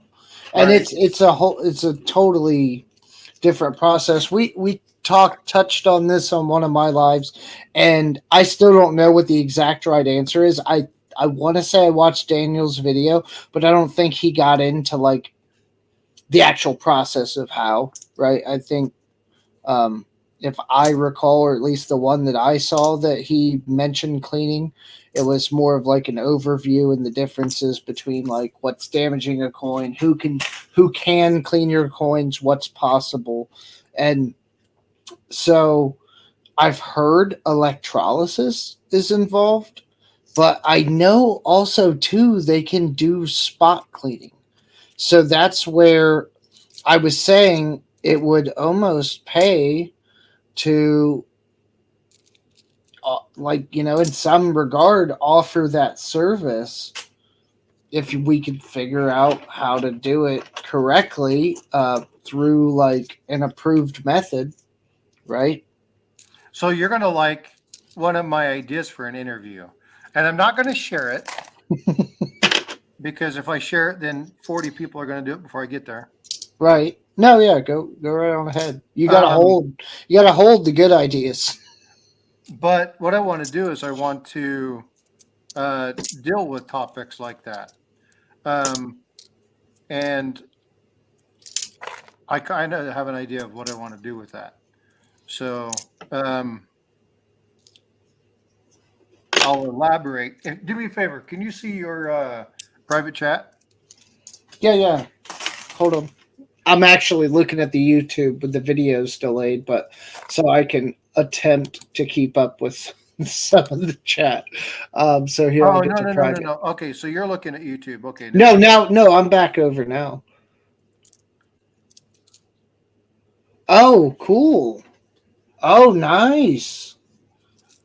And I've got like 15 more emails out, and Oh, good, good. they're all like, yeah. So I've got some pretty good people there. Oh, yeah. That's solid. Yeah. So I'm going to work on a couple more. I've got to find some emails and stuff like that.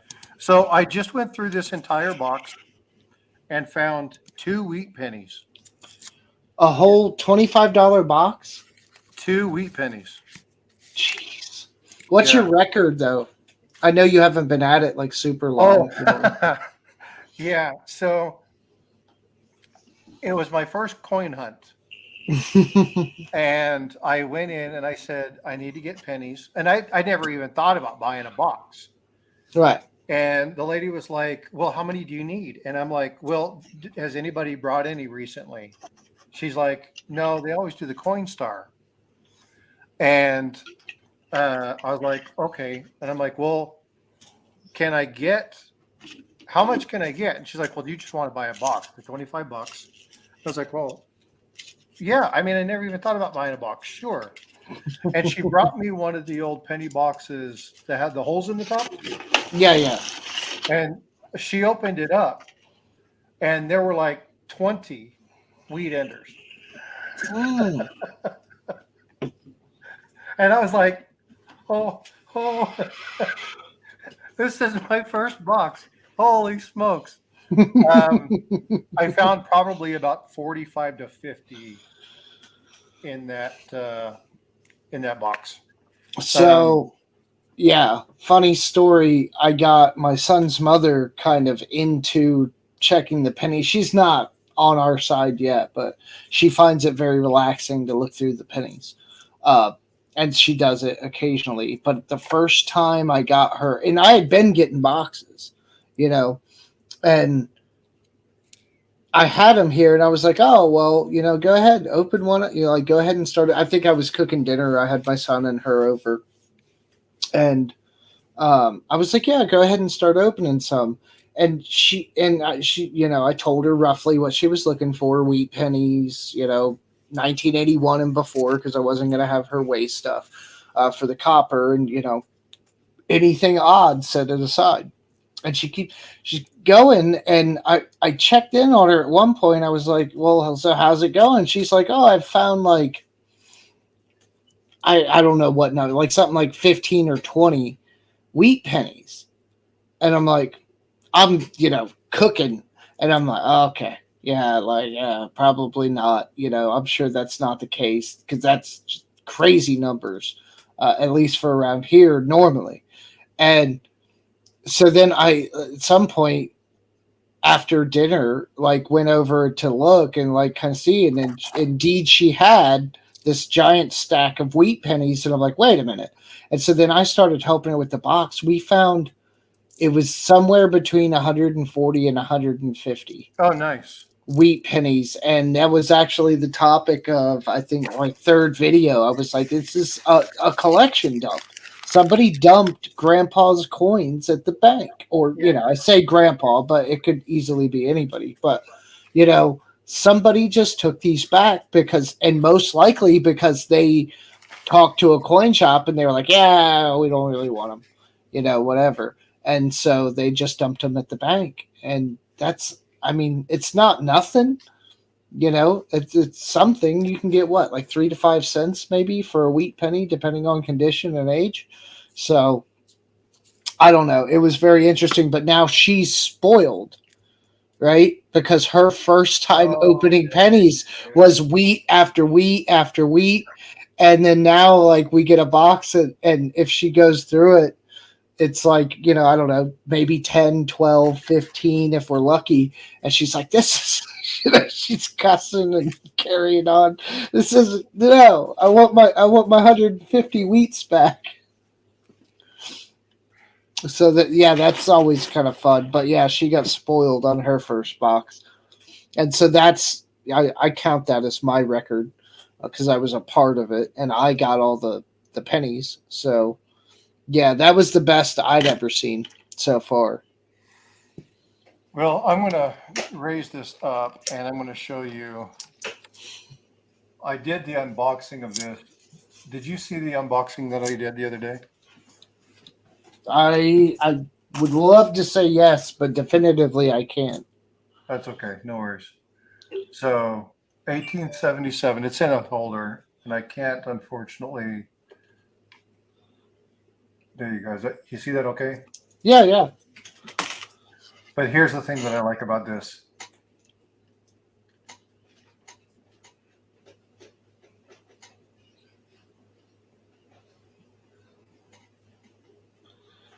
See that? It's a dime. Oh, whoa, whoa. CC? CC. Where'd you find that? Tell me you found that in a roll. No. I Oh, wish, okay. I wish I Okay. did. I actually bought this one. Um, yeah, no, I can't say that. I can't even lie about it. But yeah, this is my first CC seated dime. Man, and it's in good condition too. I Yeah, mean, considering. yeah. But I was talking with you guys the other day. Remember, I had that 1877 horrible fake penny, Oh and yeah, yeah. you look at the bottom of it. Mm-hmm. So when you look at that, you can see how they have the nice bulbous ends and the nice scripted top of the seven, right? So Right. you can definitely tell the authenticity of a coin. But yeah, I was so happy to get this in. I haven't put it in my album yet because I've just been sitting here staring at it. What's something like that worth? Uh, I think I spent 85 on it. That's not bad for a CC dime. Yeah. Let's see, 18. Because I have another Seed of Liberty dime, and I mean, it's in horrible shape. I have, I don't know, I have probably somewhere between like 6 and a dozen, I think, total maybe. Yeah, I'm slowly working dimes. My big thing, what I enjoy is I enjoy the obsolete coin. I like the Trime, the 3 cent nickel. I like the barbers.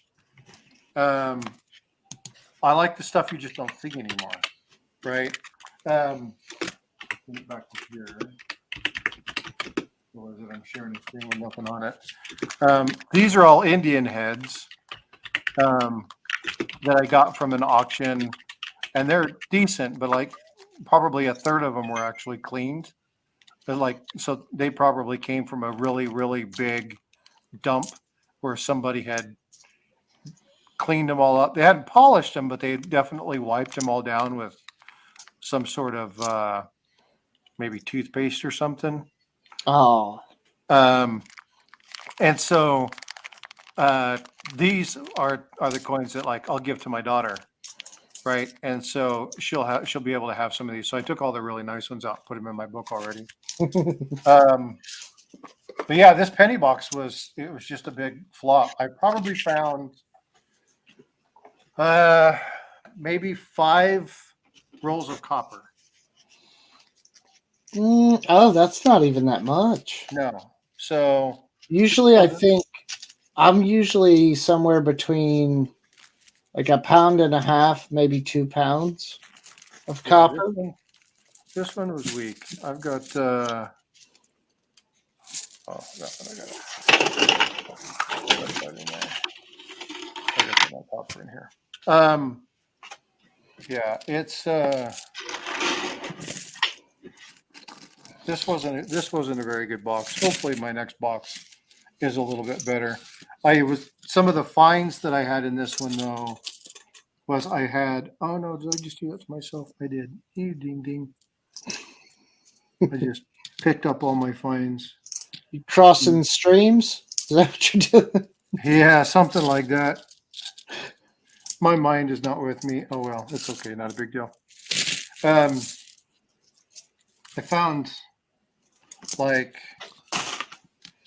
10 BU 60s and or 50s and 60s, but it was 59, 69, 69. There were a lot of 69s, 79, 69, 78, 69. I get a lot of 69s too. That must just be like a really high mintage year, I'm guessing. Maybe, maybe.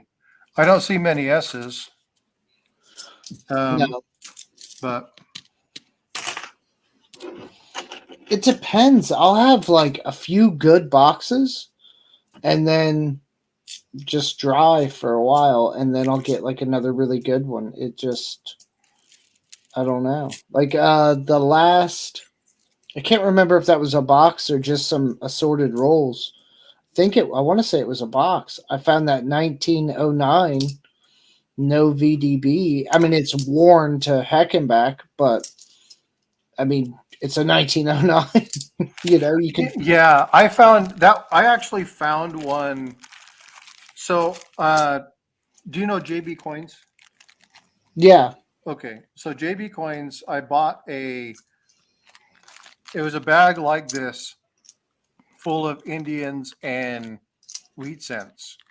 Okay. And I opened this up. Whose stream was I on? I think I was on Found It Buried. Okay. And I found two typeset fillers. I found In, a 1859 and an 1860 Indian head. I think those are the first 2 years. okay. And I messaged them. I was like, "Hey, thank you." And they're like, "Well, we don't. She has B has this huge bag of stuff where she just reaches in and grabs them and throws them and makes little bags. She Oh. doesn't actually go through them. And Okay. she's like, you may find really good stuff. I don't know, but if you found something, awesome, good job. Um, but just like with everything, um, sometimes you're going to find good stuff. Sometimes you're not. I mean, you can spend, $200 on rolls of penny and not get anything. And then you go spend 50 cents at the bank just to pick up two of them or one of them. And you got, some crazy cool coin. Yeah, I'm waiting Just for the like nature of the a beast. bunch of Indian heads or something like that from like a bankroll or yeah. I'm waiting for some of those dumps to happen because I've I had recently a bunch of stuff. I guess it was probably right there before Thanksgiving. Um, my vault rep was like, "Oh, we just had somebody bring in a whole bunch of stuff, coins and whatnot. Do you want it?" And I was like, "Yeah, like what is it?" And she's like, "Oh, presidential dollars and I forget what else was even, just your normal nickels, dimes, and all this stuff." But she's like, it's all customer wraps. Oh, I think there were some halves, and it was a pretty good mix. And I'm like, yeah, I'll take all of it. And the halves had some silver in it, a decent amount for the amount of rolls it was. But I didn't even realize at first the presidential dollars were like the mint wrapped rolls. It was 2000p Sacagaweas, which is where you find the wounded eagle on the back, if you do find it. And I had one that was a Brinks wrapped roll that looked like the edges were already kind of compromised of the machined press. Yep. So I was like, okay, like this has probably been restuffed. I opened it. It wasn't.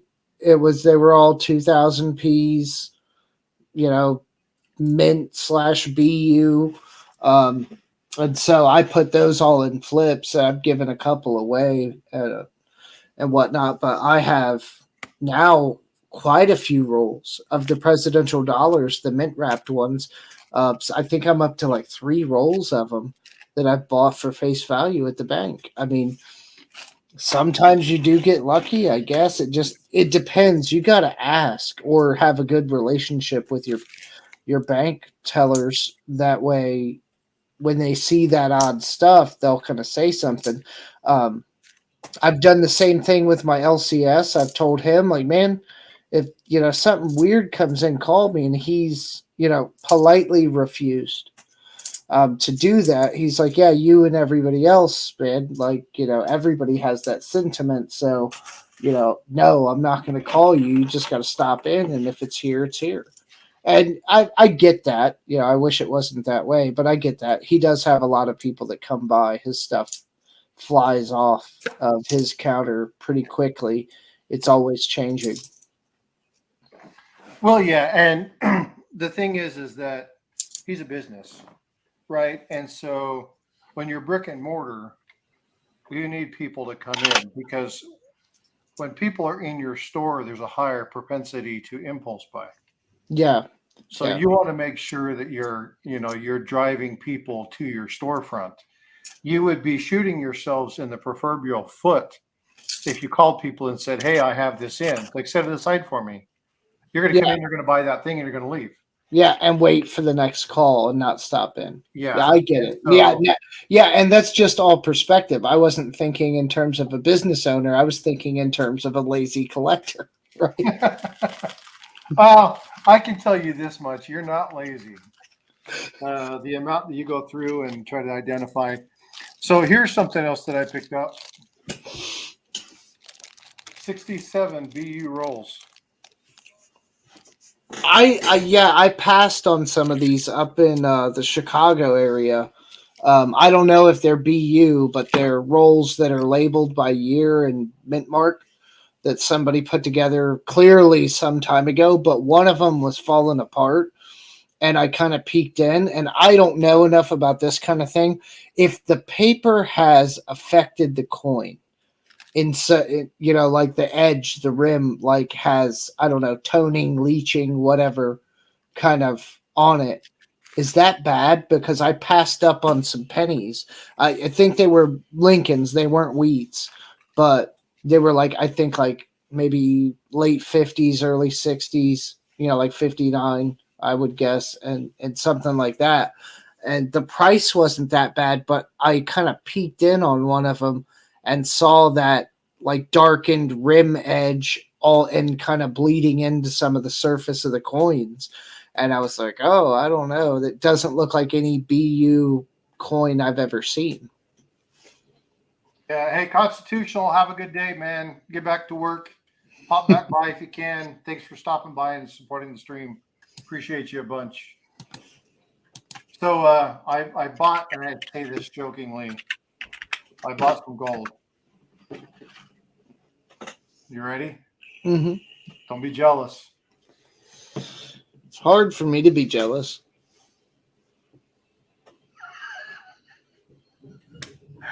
You know what that is? It's a maple leaf. Is that one of them tiny ones? Yeah, so let me give you perspective. This is the blade of my knife.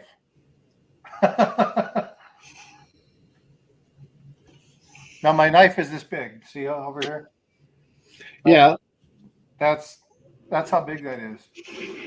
Yeah. So this is a funny story. It's tiny, tiny. I've seen things like that. The U.S. Did some of them, but I don't know what the purity of that one is. But my dad. 9999. Oh, is it? Well, yeah, it's Canadian, so yeah, they're serious about their stuff. We're not as much. My dad said, "Oh, I got this," because he, found out that I'd been collecting and doing stuff, and he's like, "Well, I've had this old gold coin forever." And I'm like, "What? Okay, what's on?" I'm like trying to get information out of him. He's like, "It's Statue of Liberty, but it's real small." And I'm like, "What?" And he's like, "Yeah, it's in this like book thing and da da da." And I could not I did some web searches. I couldn't find anything. It's one of these like tiny little things like this. I want to say it's 14K if I remember right, and it's maybe a gram or two, something like that. But it's this little tiny Statue of Liberty coin, some kind of commemorative deal. I guess they did a couple of them, Statue of Liberty, maybe a couple other things. But it's just this really tiny gold coin. I forget what they were, going for, but I basically told them, yeah, you're not a millionaire, but it's really cool. And yes, it's gold. And, here's the information on it. But yeah, I got to see that thing, and he's had that. He found it in a house he was cleaning out, like in the 80s. So I mean, it's old and it's mint state, but they're not going for. I looked them up on eBay once I finally figured out what it was, and they're not going for like astronomical money or anything. And so what's on your screen? Is that it? Yeah. And that's about the same size as this one. Yeah. Yeah, So but except yours is way more pure. yeah, and it's about the size of my pinky nail. Well, maybe no, it's not even that big. Um, but yeah, anyway, I like the reason I like this kind of stuff is I like the well, I mean, it's gold, right? And I'm not stacking big gold. Um, so, but so are you familiar with the one kuna? the who? The one kuna? The Kahuna? No, the one kuna. So the No. Croatian mint, right, um, joined the EU, right, or not the mint, but Croatia joined the EU. So they have to, as a part of that agreement, stop making their own coinage and make euros, right? So as like a sending off, they wanted to do something special, so they're making the world's smallest coin. Oh, yeah, and you It's the have to buy one the dollar. kuna, and like it's like a 20th of a gram. It comes with a loop, so you can see the coin. It's that small. I've heard people say it looks like like a speck. Like it's not even as big as a pencil eraser. It's a fraction of that size. Yeah, and it comes with you had to buy it in a set Oh, did you buy? You have to buy it in a because there's set. like a dollar. I think so. I'm having Let me s- Let me see internet what they're issues right going now. for. Oh, there it is. Well, no, I don't know what that is. That might not be an official coin. This is unless it's already gotten dethroned. I can't even see one for sale.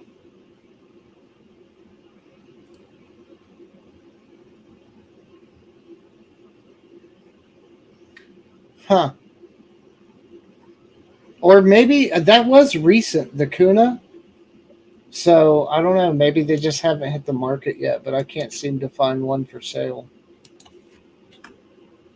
Yeah, so the one that I've seen was, and I don't think it was the Kuna. I'm trying to remember what the name of it was. Bele Hingara, something like that. Yeah, that little tiny thing. Yeah, that it's like you better not sneeze. Right?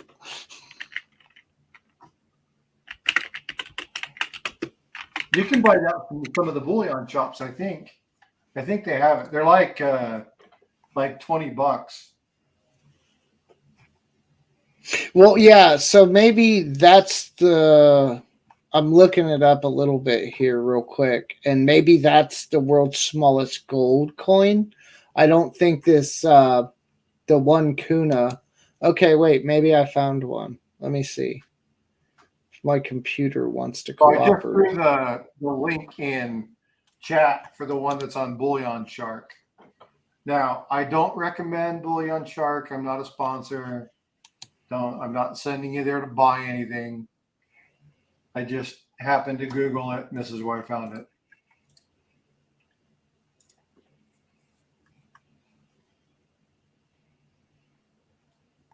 Hmm.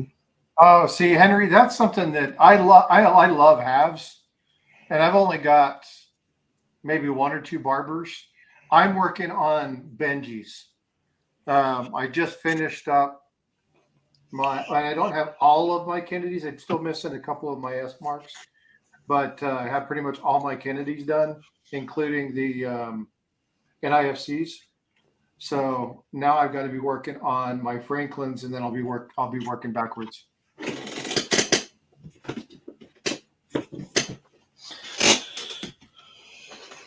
Yeah, I was just about to ask if you Found anything? fill up. Yeah. I don't know. I don't. I strongly suspect the answer is no.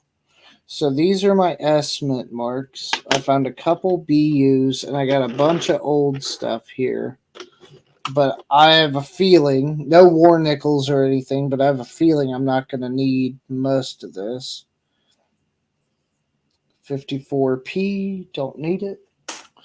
Um, Filling books is probably one of the most rewarding things. I'm kind of glad that I bought a couple of them because, like the Washington Quarter book, I mean, the majority, well, not the majority, but a large portion of that is silver. So, your price to acquire even decent specimens of some of those is high. So I got lucky on that, and I actually found a Washington Quarter book that went up for sale. So I bought that. So it doesn't feel as good, but it's nice to like sit there and flip through it and look at, and know that I have them all. But filling a book, but I'm trying to get that balance. I don't want any of these to take me like 10 or 15 years to fill. So I'm trying to pick stuff that's not super difficult, like the nickels. Is a decent place to start. It's cheap, it's affordable, um, doesn't really cost too much. Especially if you're not keeping like the 2004s and 2005s like I am. If you're just really trying to fill the book, that's a very inexpensive set to run. Yeah, it is. I've got so on my nickels, I've got all of my 62 to 95s. I've got all of my 38s to 61s. So I've got everything um, from 38 to like 95. And I've got holes in the newer book, mainly because I wasn't collecting for the last 15 years while I was raising my daughter. Okay. And so now I'm doing catch up and trying to collect all these again. So I've got some in my nickel book. Again, I've only got like 4 or 5 dimes to catch up on my dimes, with the exception of Mercury, and I've got a bunch of holes still. But thanks to FTB, Mister Philip the Board, I've got a whole bunch of gaps filled. So I've got on that Mercury dime book in the uh, description, I list all the Mercury dimes that I'm missing still, so Oh, do that if you? anybody happens to go across and sees any, they can let me know. And I'm going to Oh, start I'll doing have to that. check that because I mean, again, the condition may vary, but I have a couple of rolls of just Merc Hey, dimes laying around. I could look through them and see if I can help you fill something.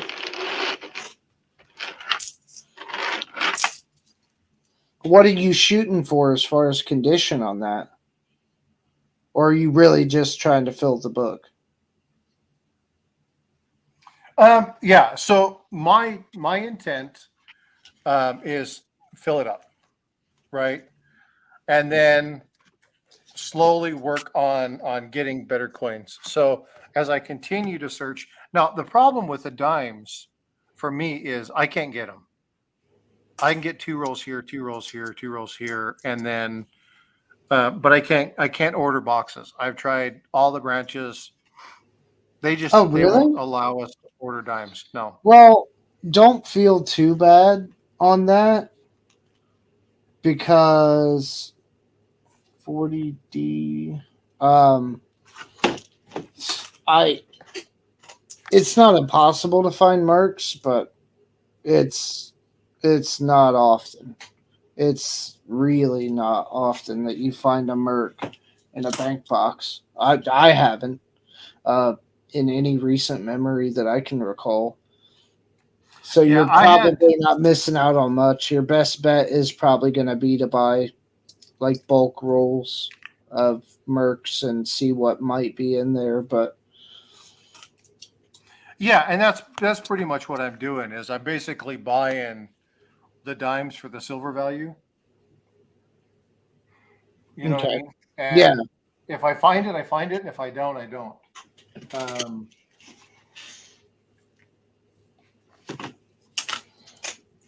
yeah. And Henry, I mean, I've had people ask me, well, I mean, you're collecting coins. Why did you stop? I'm like, because I wanted to watch my daughter grow up. Like I physically wanted to watch her. You know what I mean? Where because I mean, I don't have my kids all the time. Oh, okay. So when I have her, my focus had to be her. Yeah, that makes So sense. if I was doing something and doing I didn't want to get distracted. I wanted to make sure that I was being a good papa. Yeah, Um, be present in the moment. Barry, hey brother, thanks for coming in. Good to see you. Glad you're here. I got your email. I am so happy that your coins finally arrived. Hope you enjoy that 64 set. That he called you just stick it. Oh, Uh, now I see it. Yeah, I was just putting the book away. A few upgrades, nothing too major, just a couple of upgrades to the book. well, good. Yeah, I mean it's something, right? Actually, the 56p that I just upgraded, I upgraded one that was not pretty, had a rim ding and a bunch of other stuff with one that's actually in reasonable shape. So that was a nice win there for the book. But yeah, I I don't know. I've been thinking about this.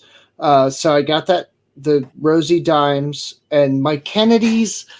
I'm still a little iffy on because as I was looking at it, the guy who started the book had he bought like the first two pages to fill out the last two in the set, and he flipped them upside down and backwards. They'd still fit in the book, but they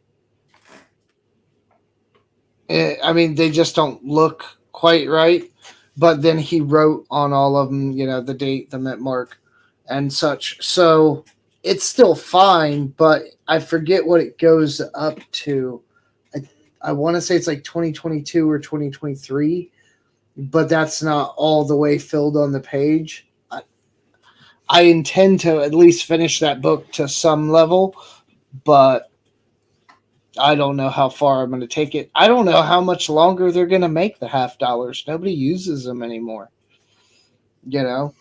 So one thing that I do, and I like doing this, is we'll go to our local grocery store, and inside the grocery store they have pizzeria, and so you can get like this, 16-inch pizza for like $10. Really good, and so I'll go buy them when I'm doing my half-dollar rolls. Mm, I'll go buy them with $50 instead of taking them back to the bank, right? Because I'm going to put be them, spending the money anyway. yeah, back into circulation. Yeah, and so and I'll always keep a couple of the bicentennials because the kids look at it and go, "How much is this?" Like they have no idea what it is. And I gave one kid, I was like, "Here," and I handed him the bicentennial, and he was like, "Whoa, I've never seen this." Wow. I mean, it's just like, yeah, let's like, I like getting stuff back out into circulation. Now, nothing that goes in a book or that's going to be in my safe or go in my safety deposit box or whatnot. But I try at times, not always, but I try at times to tip in silver if I can. If I can, I have it on me, that kind of stuff. But oh, one that's time, pretty cool. well, I try to, and I like leave a note with it on the receipt that says this is not you know, this is not a normal coin, it's silver, whatever. But one that comes to memory was I got a grocery delivery recently. And like you have this app, and sometimes they text you if like something's not right or it's out of stock, apparently. And this guy texted me, and I was right on it, like right on it, and it said the dog food that I needed, and that was the entire reason for the delivery was I needed dog food for my house sitter before I left town, and so it said it was out of stock, and do you want a substitution? And I said yeah, like immediately replied back yeah, um, medium sized bag, not the cheapest but not the most expensive, whatever, and like literally boom boom right back. And by the time I sent that message back, it said, sorry, something, something, your shopper has already began going through checkout or something. And I'm like, what? Like, how? Okay, whatever. So I was kind of like, not frantic, but like, oh man, this was the whole reason for this. So the guy shows up and I'm like, hey man, did you get the dog food? Because I text you back. And he's like, oh no, I must have left it in the cart at the store. I'll have to go back and get it. And I'm sitting here and I'm like, oh, yeah, right. This dude's just telling me this, you know, to get me off his back and to get out of here. So I was sitting here and I'm like, and he's like, yeah, give me, I don't know, 10, 15 minutes, whatever, and I'll be right back with the dog food. And I'm like, okay, right. So then once he leaves, I came back inside and I'm thinking like I'm gonna have to go to the store now and get something before I leave. I was trying to rush to get out of town, and I said to myself because I usually have silver on me, and so I reached in my pocket, I pulled out, I had some 90% halves, and one of them was a Benji, and I said if this dude brings me back the dog food, right, I'm gonna give him this Benji, you know, if he actually pulls through. And I totally didn't expect him to. Lo and behold, like 15 minutes later, dude pulls up, knocks on the door. Yeah, man, here's your dog food, da da da. And I gave it to him. And he's like this tall, I don't know, like probably younger, like late 20s maybe guy. And so he's bigger than me and all this other stuff. And I hand him this coin, and like and I'm not thinking of it, and I see his face as soon as I'm like, hey man, here, I appreciate it. And I drop it, and as soon as like it hits his hand, he just like this and kind of like starts rolling his eyes and kind of turning around. And I was like, wait, no, man, like look at that coin. And he starts looking at it after he kind of like turned back to me, and I'm like, that's a silver coin. It's 90% silver at the market at the time. I said, that's about $10. Like, do not spend that. Do not, do anything short of go to a coin shop and sell it. If you really want the money. But I said I would hold on to it. He was like, oh, really? Like he had no idea. Yeah. So hopefully maybe that sparks something in him, but I try to do that stuff occasionally if I can. You talked about Mr. Beast the other day. Did you ever see his video where he ran around tipping people in gold bars? Have you not seen it? No. It's one of his earlier videos, but the one's kind of funny though, because the opening of the video, they're at, I don't know, some restaurant. And the video's titled tipping people with gold, and he tips this waitress or whoever it was, and it's like a treasure chest, but it's filled with like Sacagawea dollars, like the presidentials and the Native American dollars. And I'm like, immediately I was like, oh, that's not gold. Like, not that he would clickbait it, but I was like, oh, but then like shortly thereafter in the video, that was just like a thing. It was like $300. That was them getting warmed up. But later they were running around with gold, tipping people with gold Like bars. gold bars. Not giant ones, not like ingots, but like I think like 1 gram gold, maybe. It's been a while since I watched the video, so I'd have to rewatch it to be accurate. But he was legitimately tipping in gold. That dude's off the hook, man. I gotta, Yeah. he throws so much money into these videos, because it's all about. He knows that if he puts the money in, and he really takes care of his users, his user base is going to continue to affect his cash flow. Yeah, how can you not? I mean, look at some of the things that he's done. Um, He went to freaking Antarctica just to climb a mountain so that he could name it something dumb for his sponsor. I mean, like, oh, there's a whole really? video of him doing, yeah, like 48 hours with no support in Antarctica. Like, Oh, right? And he buried himself in a hole for a day or whatever it was. Yeah, that Right? was It's like like, a Houdini style box or something, wasn't it? yeah, and it's like, the dude's off the hook. And I couldn't even begin to try to do that kind of stuff. Nor would I even know where to start. It's fun to watch, but I don't usually watch all of his videos all the way through anyway. This one, Perry's saying he has the same picture, and yeah, they made a bunch of these, and unfortunately, I'm pretty sure they polished the coins before they put them in here, but it's still nice. Luckily for me, Big Flip, I had said something. I was attempting to get wall art because I got this one here. It's like a typeset, and I picked that up. I picked this up, which is a smaller kind of typeset, and Big Flip got word of that and picked up a bunch of other stuff. And I still want it legitimately, and I did have some competition, and somebody took some other stuff. There were some duplicates, but I got most of what I wanted. And so now I actually have like a decent backdrop. Plus, I mean, like the Washingtons, it's all the silver quarters, the whole run. So that, I mean, even that's just really cool to look at on a daily basis.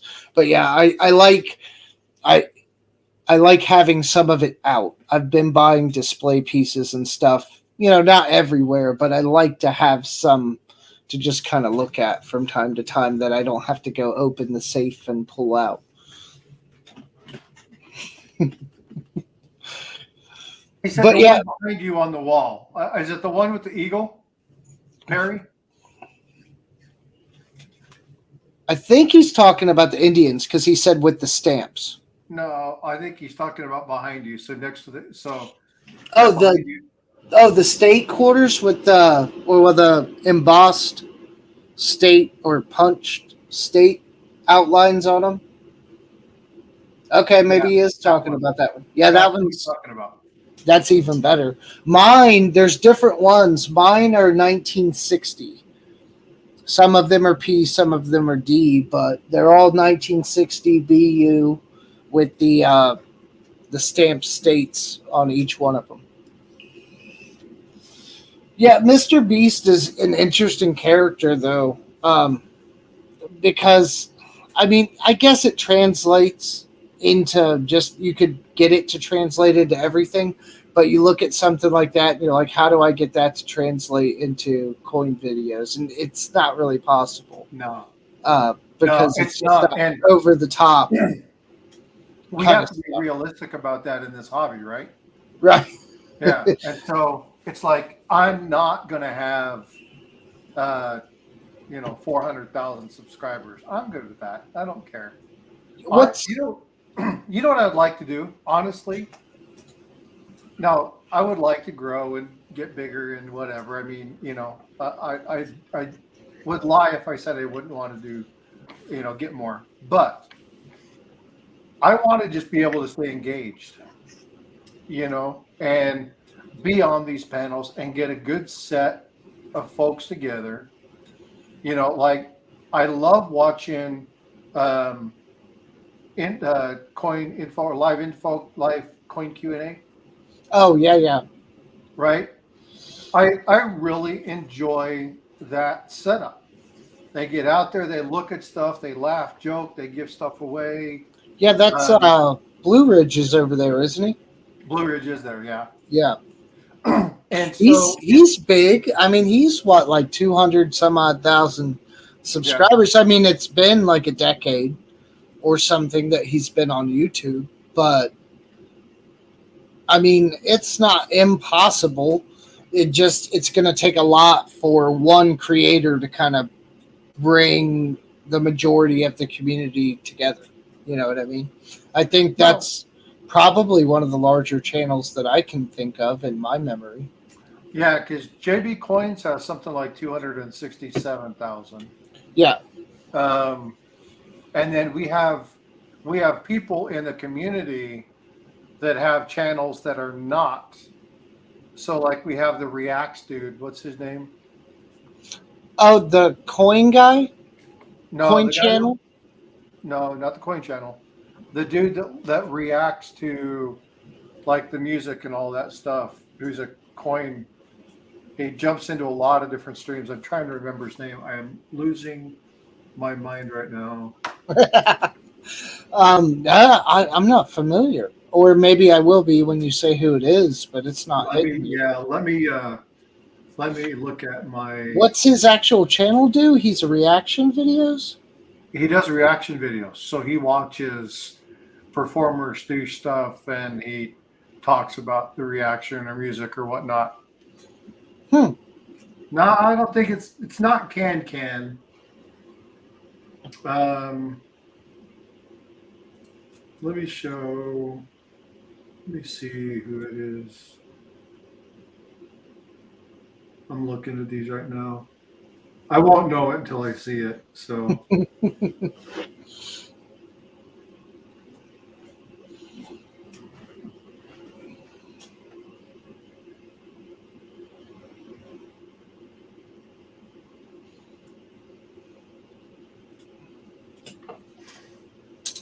Oh, you want to hear something really funny while I'm looking for this? Yes, sir. I do Zwift, so I ride my bike on Zwift. And I found a band years ago named Soul Switch, a heavy metal band, just cool. Man, I can't find it. I'll have to figure it out and do that. But I can't sit here and focus and talk and look at that. No, not Popzilla, not Can. It's like I just can't even think of the name of it. Redirect me what I was saying. I'm losing track now. You were talking about Oh, is it Monday? no, it's Thursday, which is even worse. God, I can't remember. Now I lost it because I was trying to think of odd people that jump into the coin channels. I can't remember. Yeah, I started focusing on looking at this list and I completely forgot what I was talking about. It's all right. It's something reacts. Hmm. Anyway, So he's there got were like 512,000 subscribers. oh man. Yeah, and so he will pop in periodically to he'll watch like Salivate Metal and pop into some of these other ones. He's popped into Constitutionals, Mike P. Oh So yeah. he'll pop in because he collects little things like that. And the That's Rock Band, Kill Switch. that's a funny topic because I was thinking about this the other day. There's a lot of collectors out there that I guess I'm going to call them more like contemporary collectors, but usually we're talking about the ones that are wealthier that don't really talk. They don't buy stuff on their own. They have, handlers go to auctions and stuff for them. Like there's a lot of probably high profile people that collect that don't really publicize it or talk about it the way that some of us do. And so I kind of like daydreaming about that sometime, like who are some of these well-off people that are buying these things at heritage auctions. They pay like $16,000 for like some rare bill that Nickel. Yeah. Oh yeah. Or yeah, like the $100,000 pennies and stuff that come up, like Yeah. the 43 copper cents. Like who I want to interview that guy. You know, if you're buying this, what else do you have? What is it? I forget what it's called, but on PCGS at least that I know of, you can go on and they have like I forget what the name of it is, but like it's basically like a record of their set on PCGS, like it's attributed to them. Like I own this coin, and you can kind of like look at some of the stuff they have. I forget what that's called, but a registry set. Have you Yeah. ever heard of that? Yeah. So you can Yeah. kind of But get you on and actually, see. they buy stuff unseen. Oh, they buy it unseen. Yeah. So you can actually look at a registry set and just say, I'm looking for MS69, which is the highest grade. There's only one of them. And they will buy that registry item many times unseen. And that's why when you get to those, like those really, really cool registry sets, they're very adamant about, how they don't do those really deep dark tones, so you can have a really dark tone silver MS68 Yeah, yeah, it looks like it's been sucked in dirt, right? It's just really dark toned. yeah, And yeah, it's yeah, they those registry sets are pretty cool. But I remember what I was talking about before I forget. Soul Switch, the band. Kill Switch. I've heard No, of them. Soul Switch, not Kill Switch. I put the link in chat.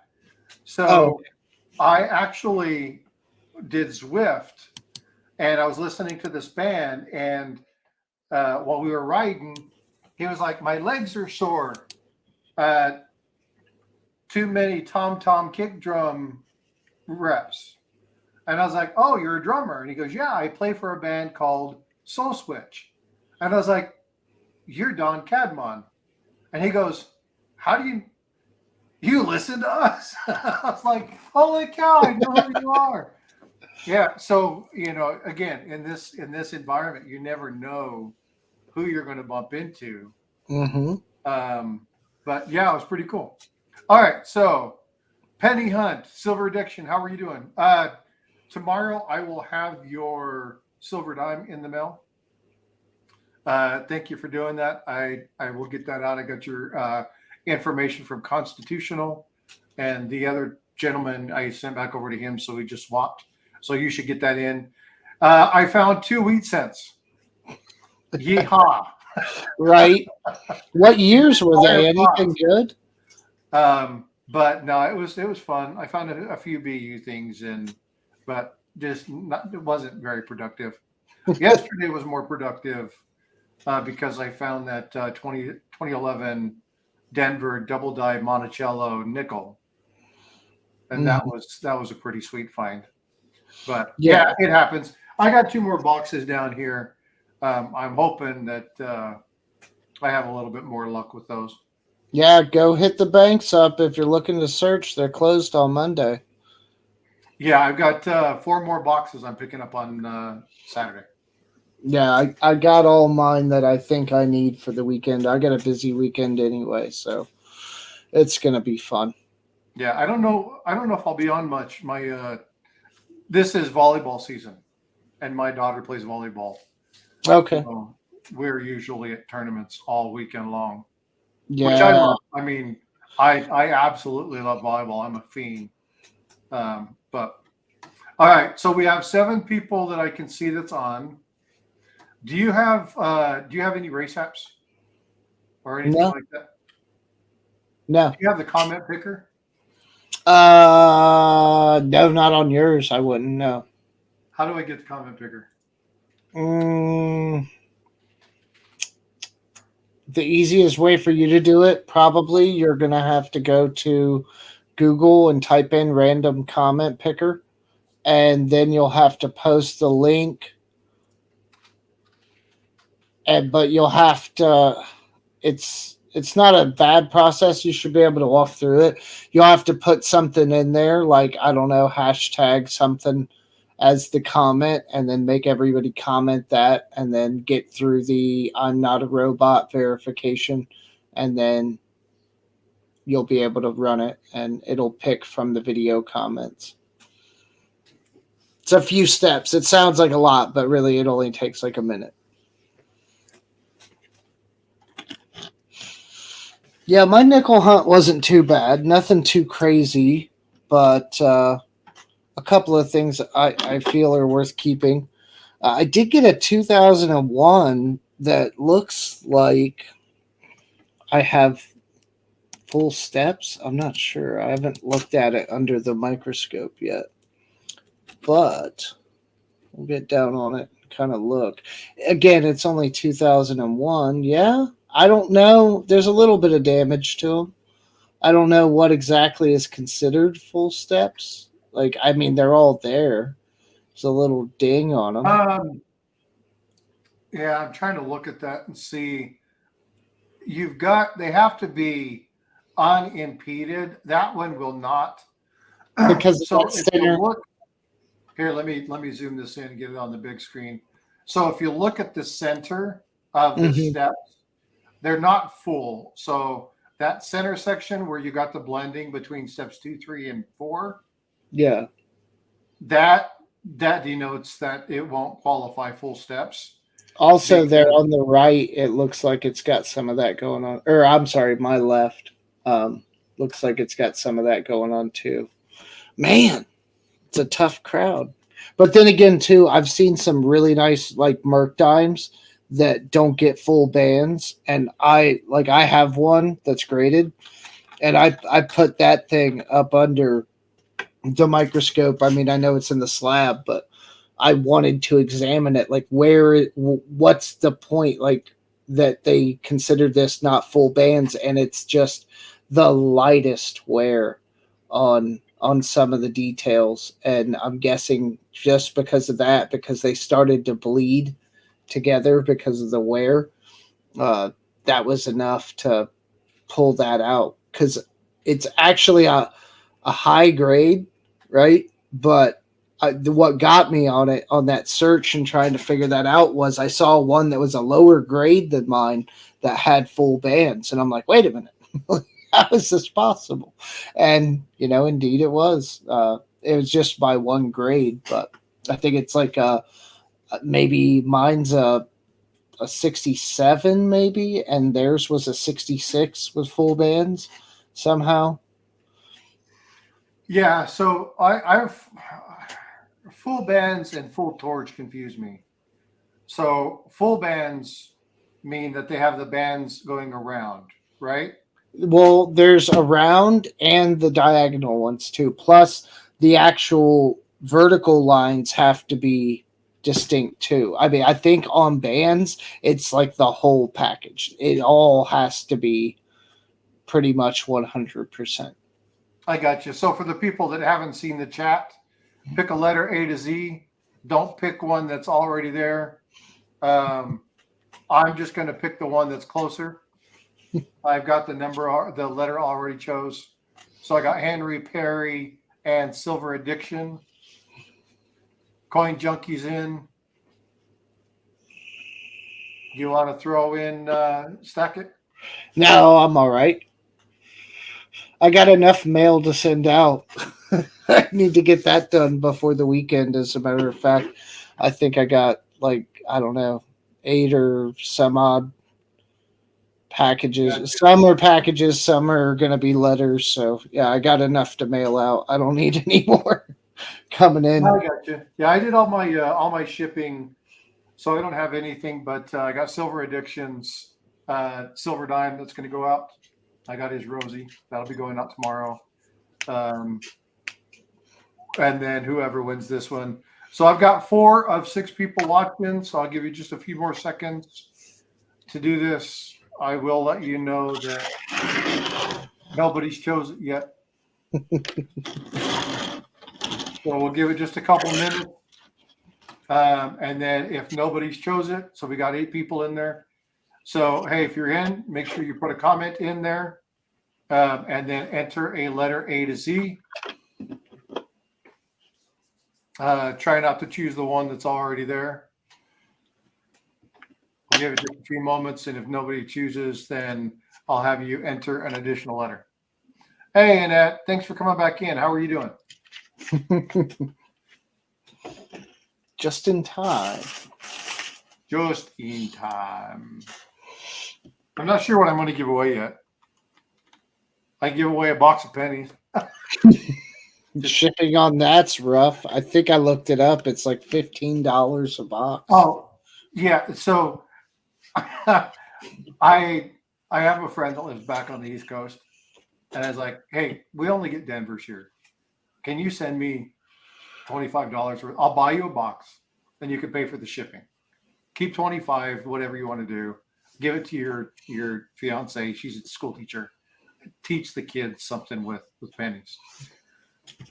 So he put $25 rolls in a medium standard UPS postal service box. Yeah.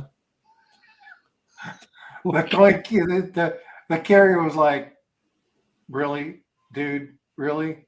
Like, you can't just go to the bank? He's like, I know exactly what these things are. I was like, how much did it cost, though? Well, they're flat ship, so it's like whatever the flat ship is. I thought there was a weight limit. Oh, he split them up. Maybe Split a 'em up between the multiple. two. Yeah. Oh man, that's Yeah. actually pretty smart. So, but I had gaps. Okay, so it's not in there. So I'm going to give you. Everybody gets one more letter. So fire away. Mike P. Hello, welcome in. Mike, welcome. Yes, and Mr. P knows 70 pounds. That is the flat rate. Perry would know. That's Really? your limit on weight for that flat rate. Oh wow. Huh. I'll have to keep that in mind. I don't think I took that into account. Okay, so don't choose the same number that's already been chose. We don't want duplicates in there.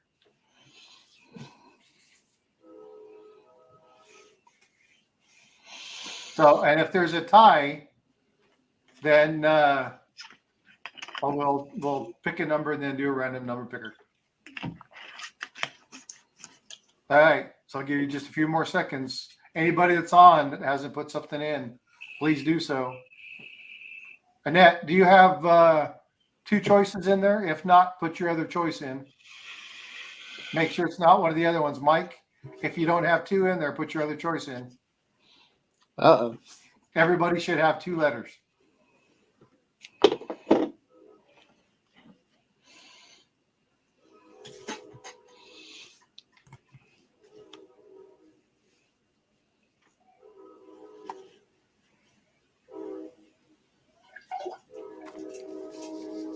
Panucci it is.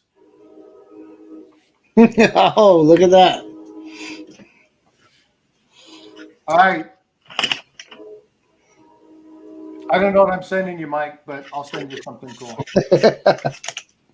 Those are the best kind of giveaways. Don't tell them what they're getting.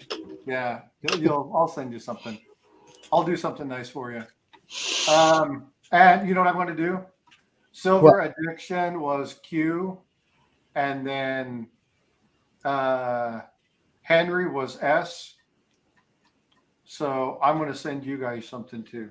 Oh, that's really nice. So why don't you guys check my I won't send you another dime Silver Addict. I'll send you something different. But I'll send you guys something else. So go to my page. On my about is my email. Make sure you send me something. Silver, you already have my email. Mike, you have my email. I think I have all your information already. So the only person I need to make sure you send me something is Henry. Henry, let me know if you don't find my email, and I'll make sure I send you something out.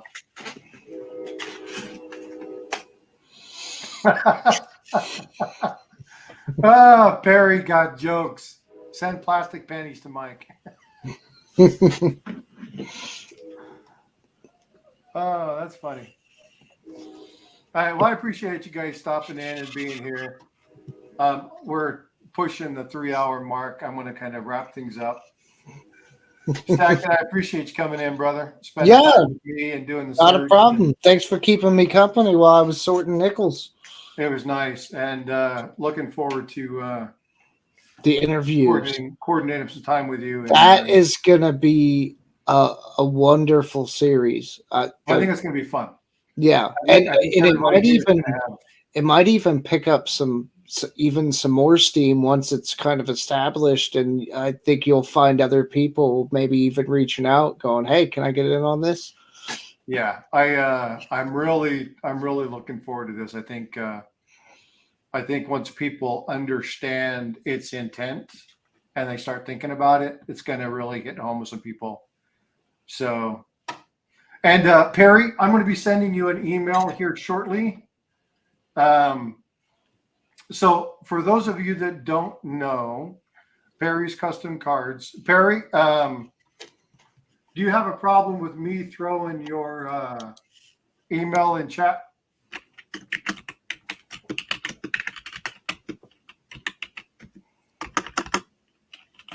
You should have.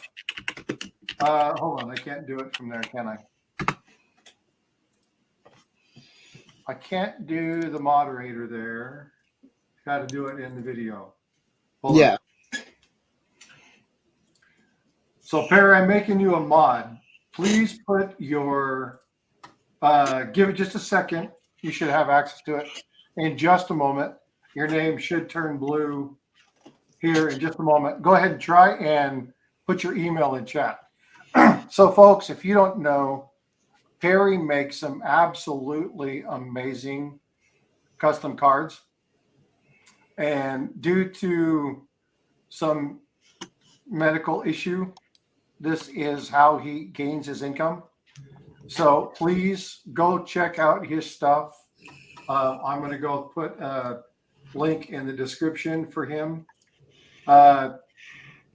Nice dude. I mean, just check it. Try and see if you can do it now, Perry.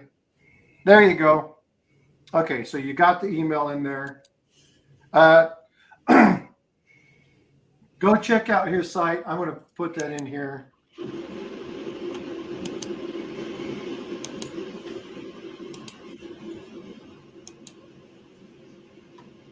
Oh wow! I'm over on the channel, kind of taking a peek. So go look at some of the stuff that he does. Now this stuff, crazy. It's all custom done. He does all of this stuff. It's all pop up. He doesn't do this via machine. This is all done by hand. So Zacto blades, the pop ups, everything. This is all done by hand. If I remember correctly, he charges $25 per card for shipping, which is a steal for something like this. So if you have somebody and you want to send a really nice card to, reach out to him, support him and his channel. Great guy. I want to really push this. Go check him out. Copy that email. Throw him some love, and let's just gather behind him as a community and, help the brother out. I got some ideas already. I wonder if he could do something like that, for to put a coin in for like a display piece, and then you could have it framed. Because I'm looking at some of the designs. He has one here with from September, at least the thumbnails, a bunch of Native American design. It looks like. Yeah, that looks really cool. I see another one with an eagle catching a fish. Some of those would be really nice to have that hole cut out, pop in like a nice ASE, and then throw up on the wall. So yeah, I'll have to get a hold of Perry. It looks like I might have a project or two for him. Yeah. So if you guys would, please go check him out. Watch a couple of his videos. Let's get him up there. He's sitting at 207 subs. Let's try to push him up maybe to 250 or something. But let's do what we can. But the biggest way to help him is to go check that out. Copy that email, send him an email, tell him what you're interested in. He'll work something out with you. But this dude, we talk about coins, we talk about collectibles and stuff like that. And this dude loves craftsmanship. And to be perfectly honest with you, we all do. Right? That's why we like coins. That's why we don't buy ugly silver bars. We don't buy ugly gold bars.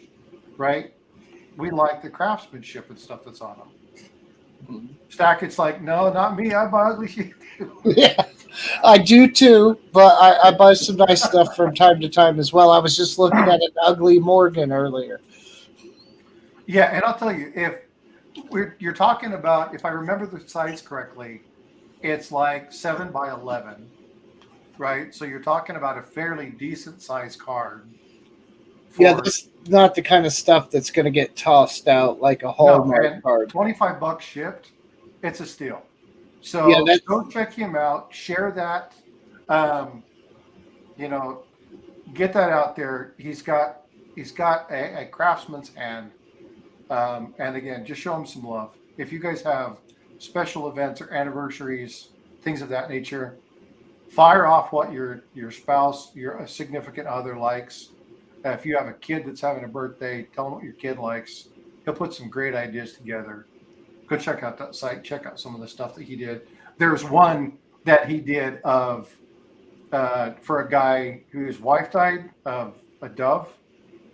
That is absolutely amazing. Like it, you look at it, it's just like, wow. So again, craftsman's hand, gentle giant. Love this guy. Go support him. all right. So y'all take care. Wish you the best. You guys have a good night, and I'm sure I will see you guys somewhere on some channel sometime. I need to come up with an exit slogan. Yeah, when you do, let me know so I can steal it. Yeah. So where's Constitutional? He's at work. Yeah. So I'm gonna tease him next time and just say, just keep slacking. Oh, Y'all take care. Have a good night. have a good night. Thanks, everyone.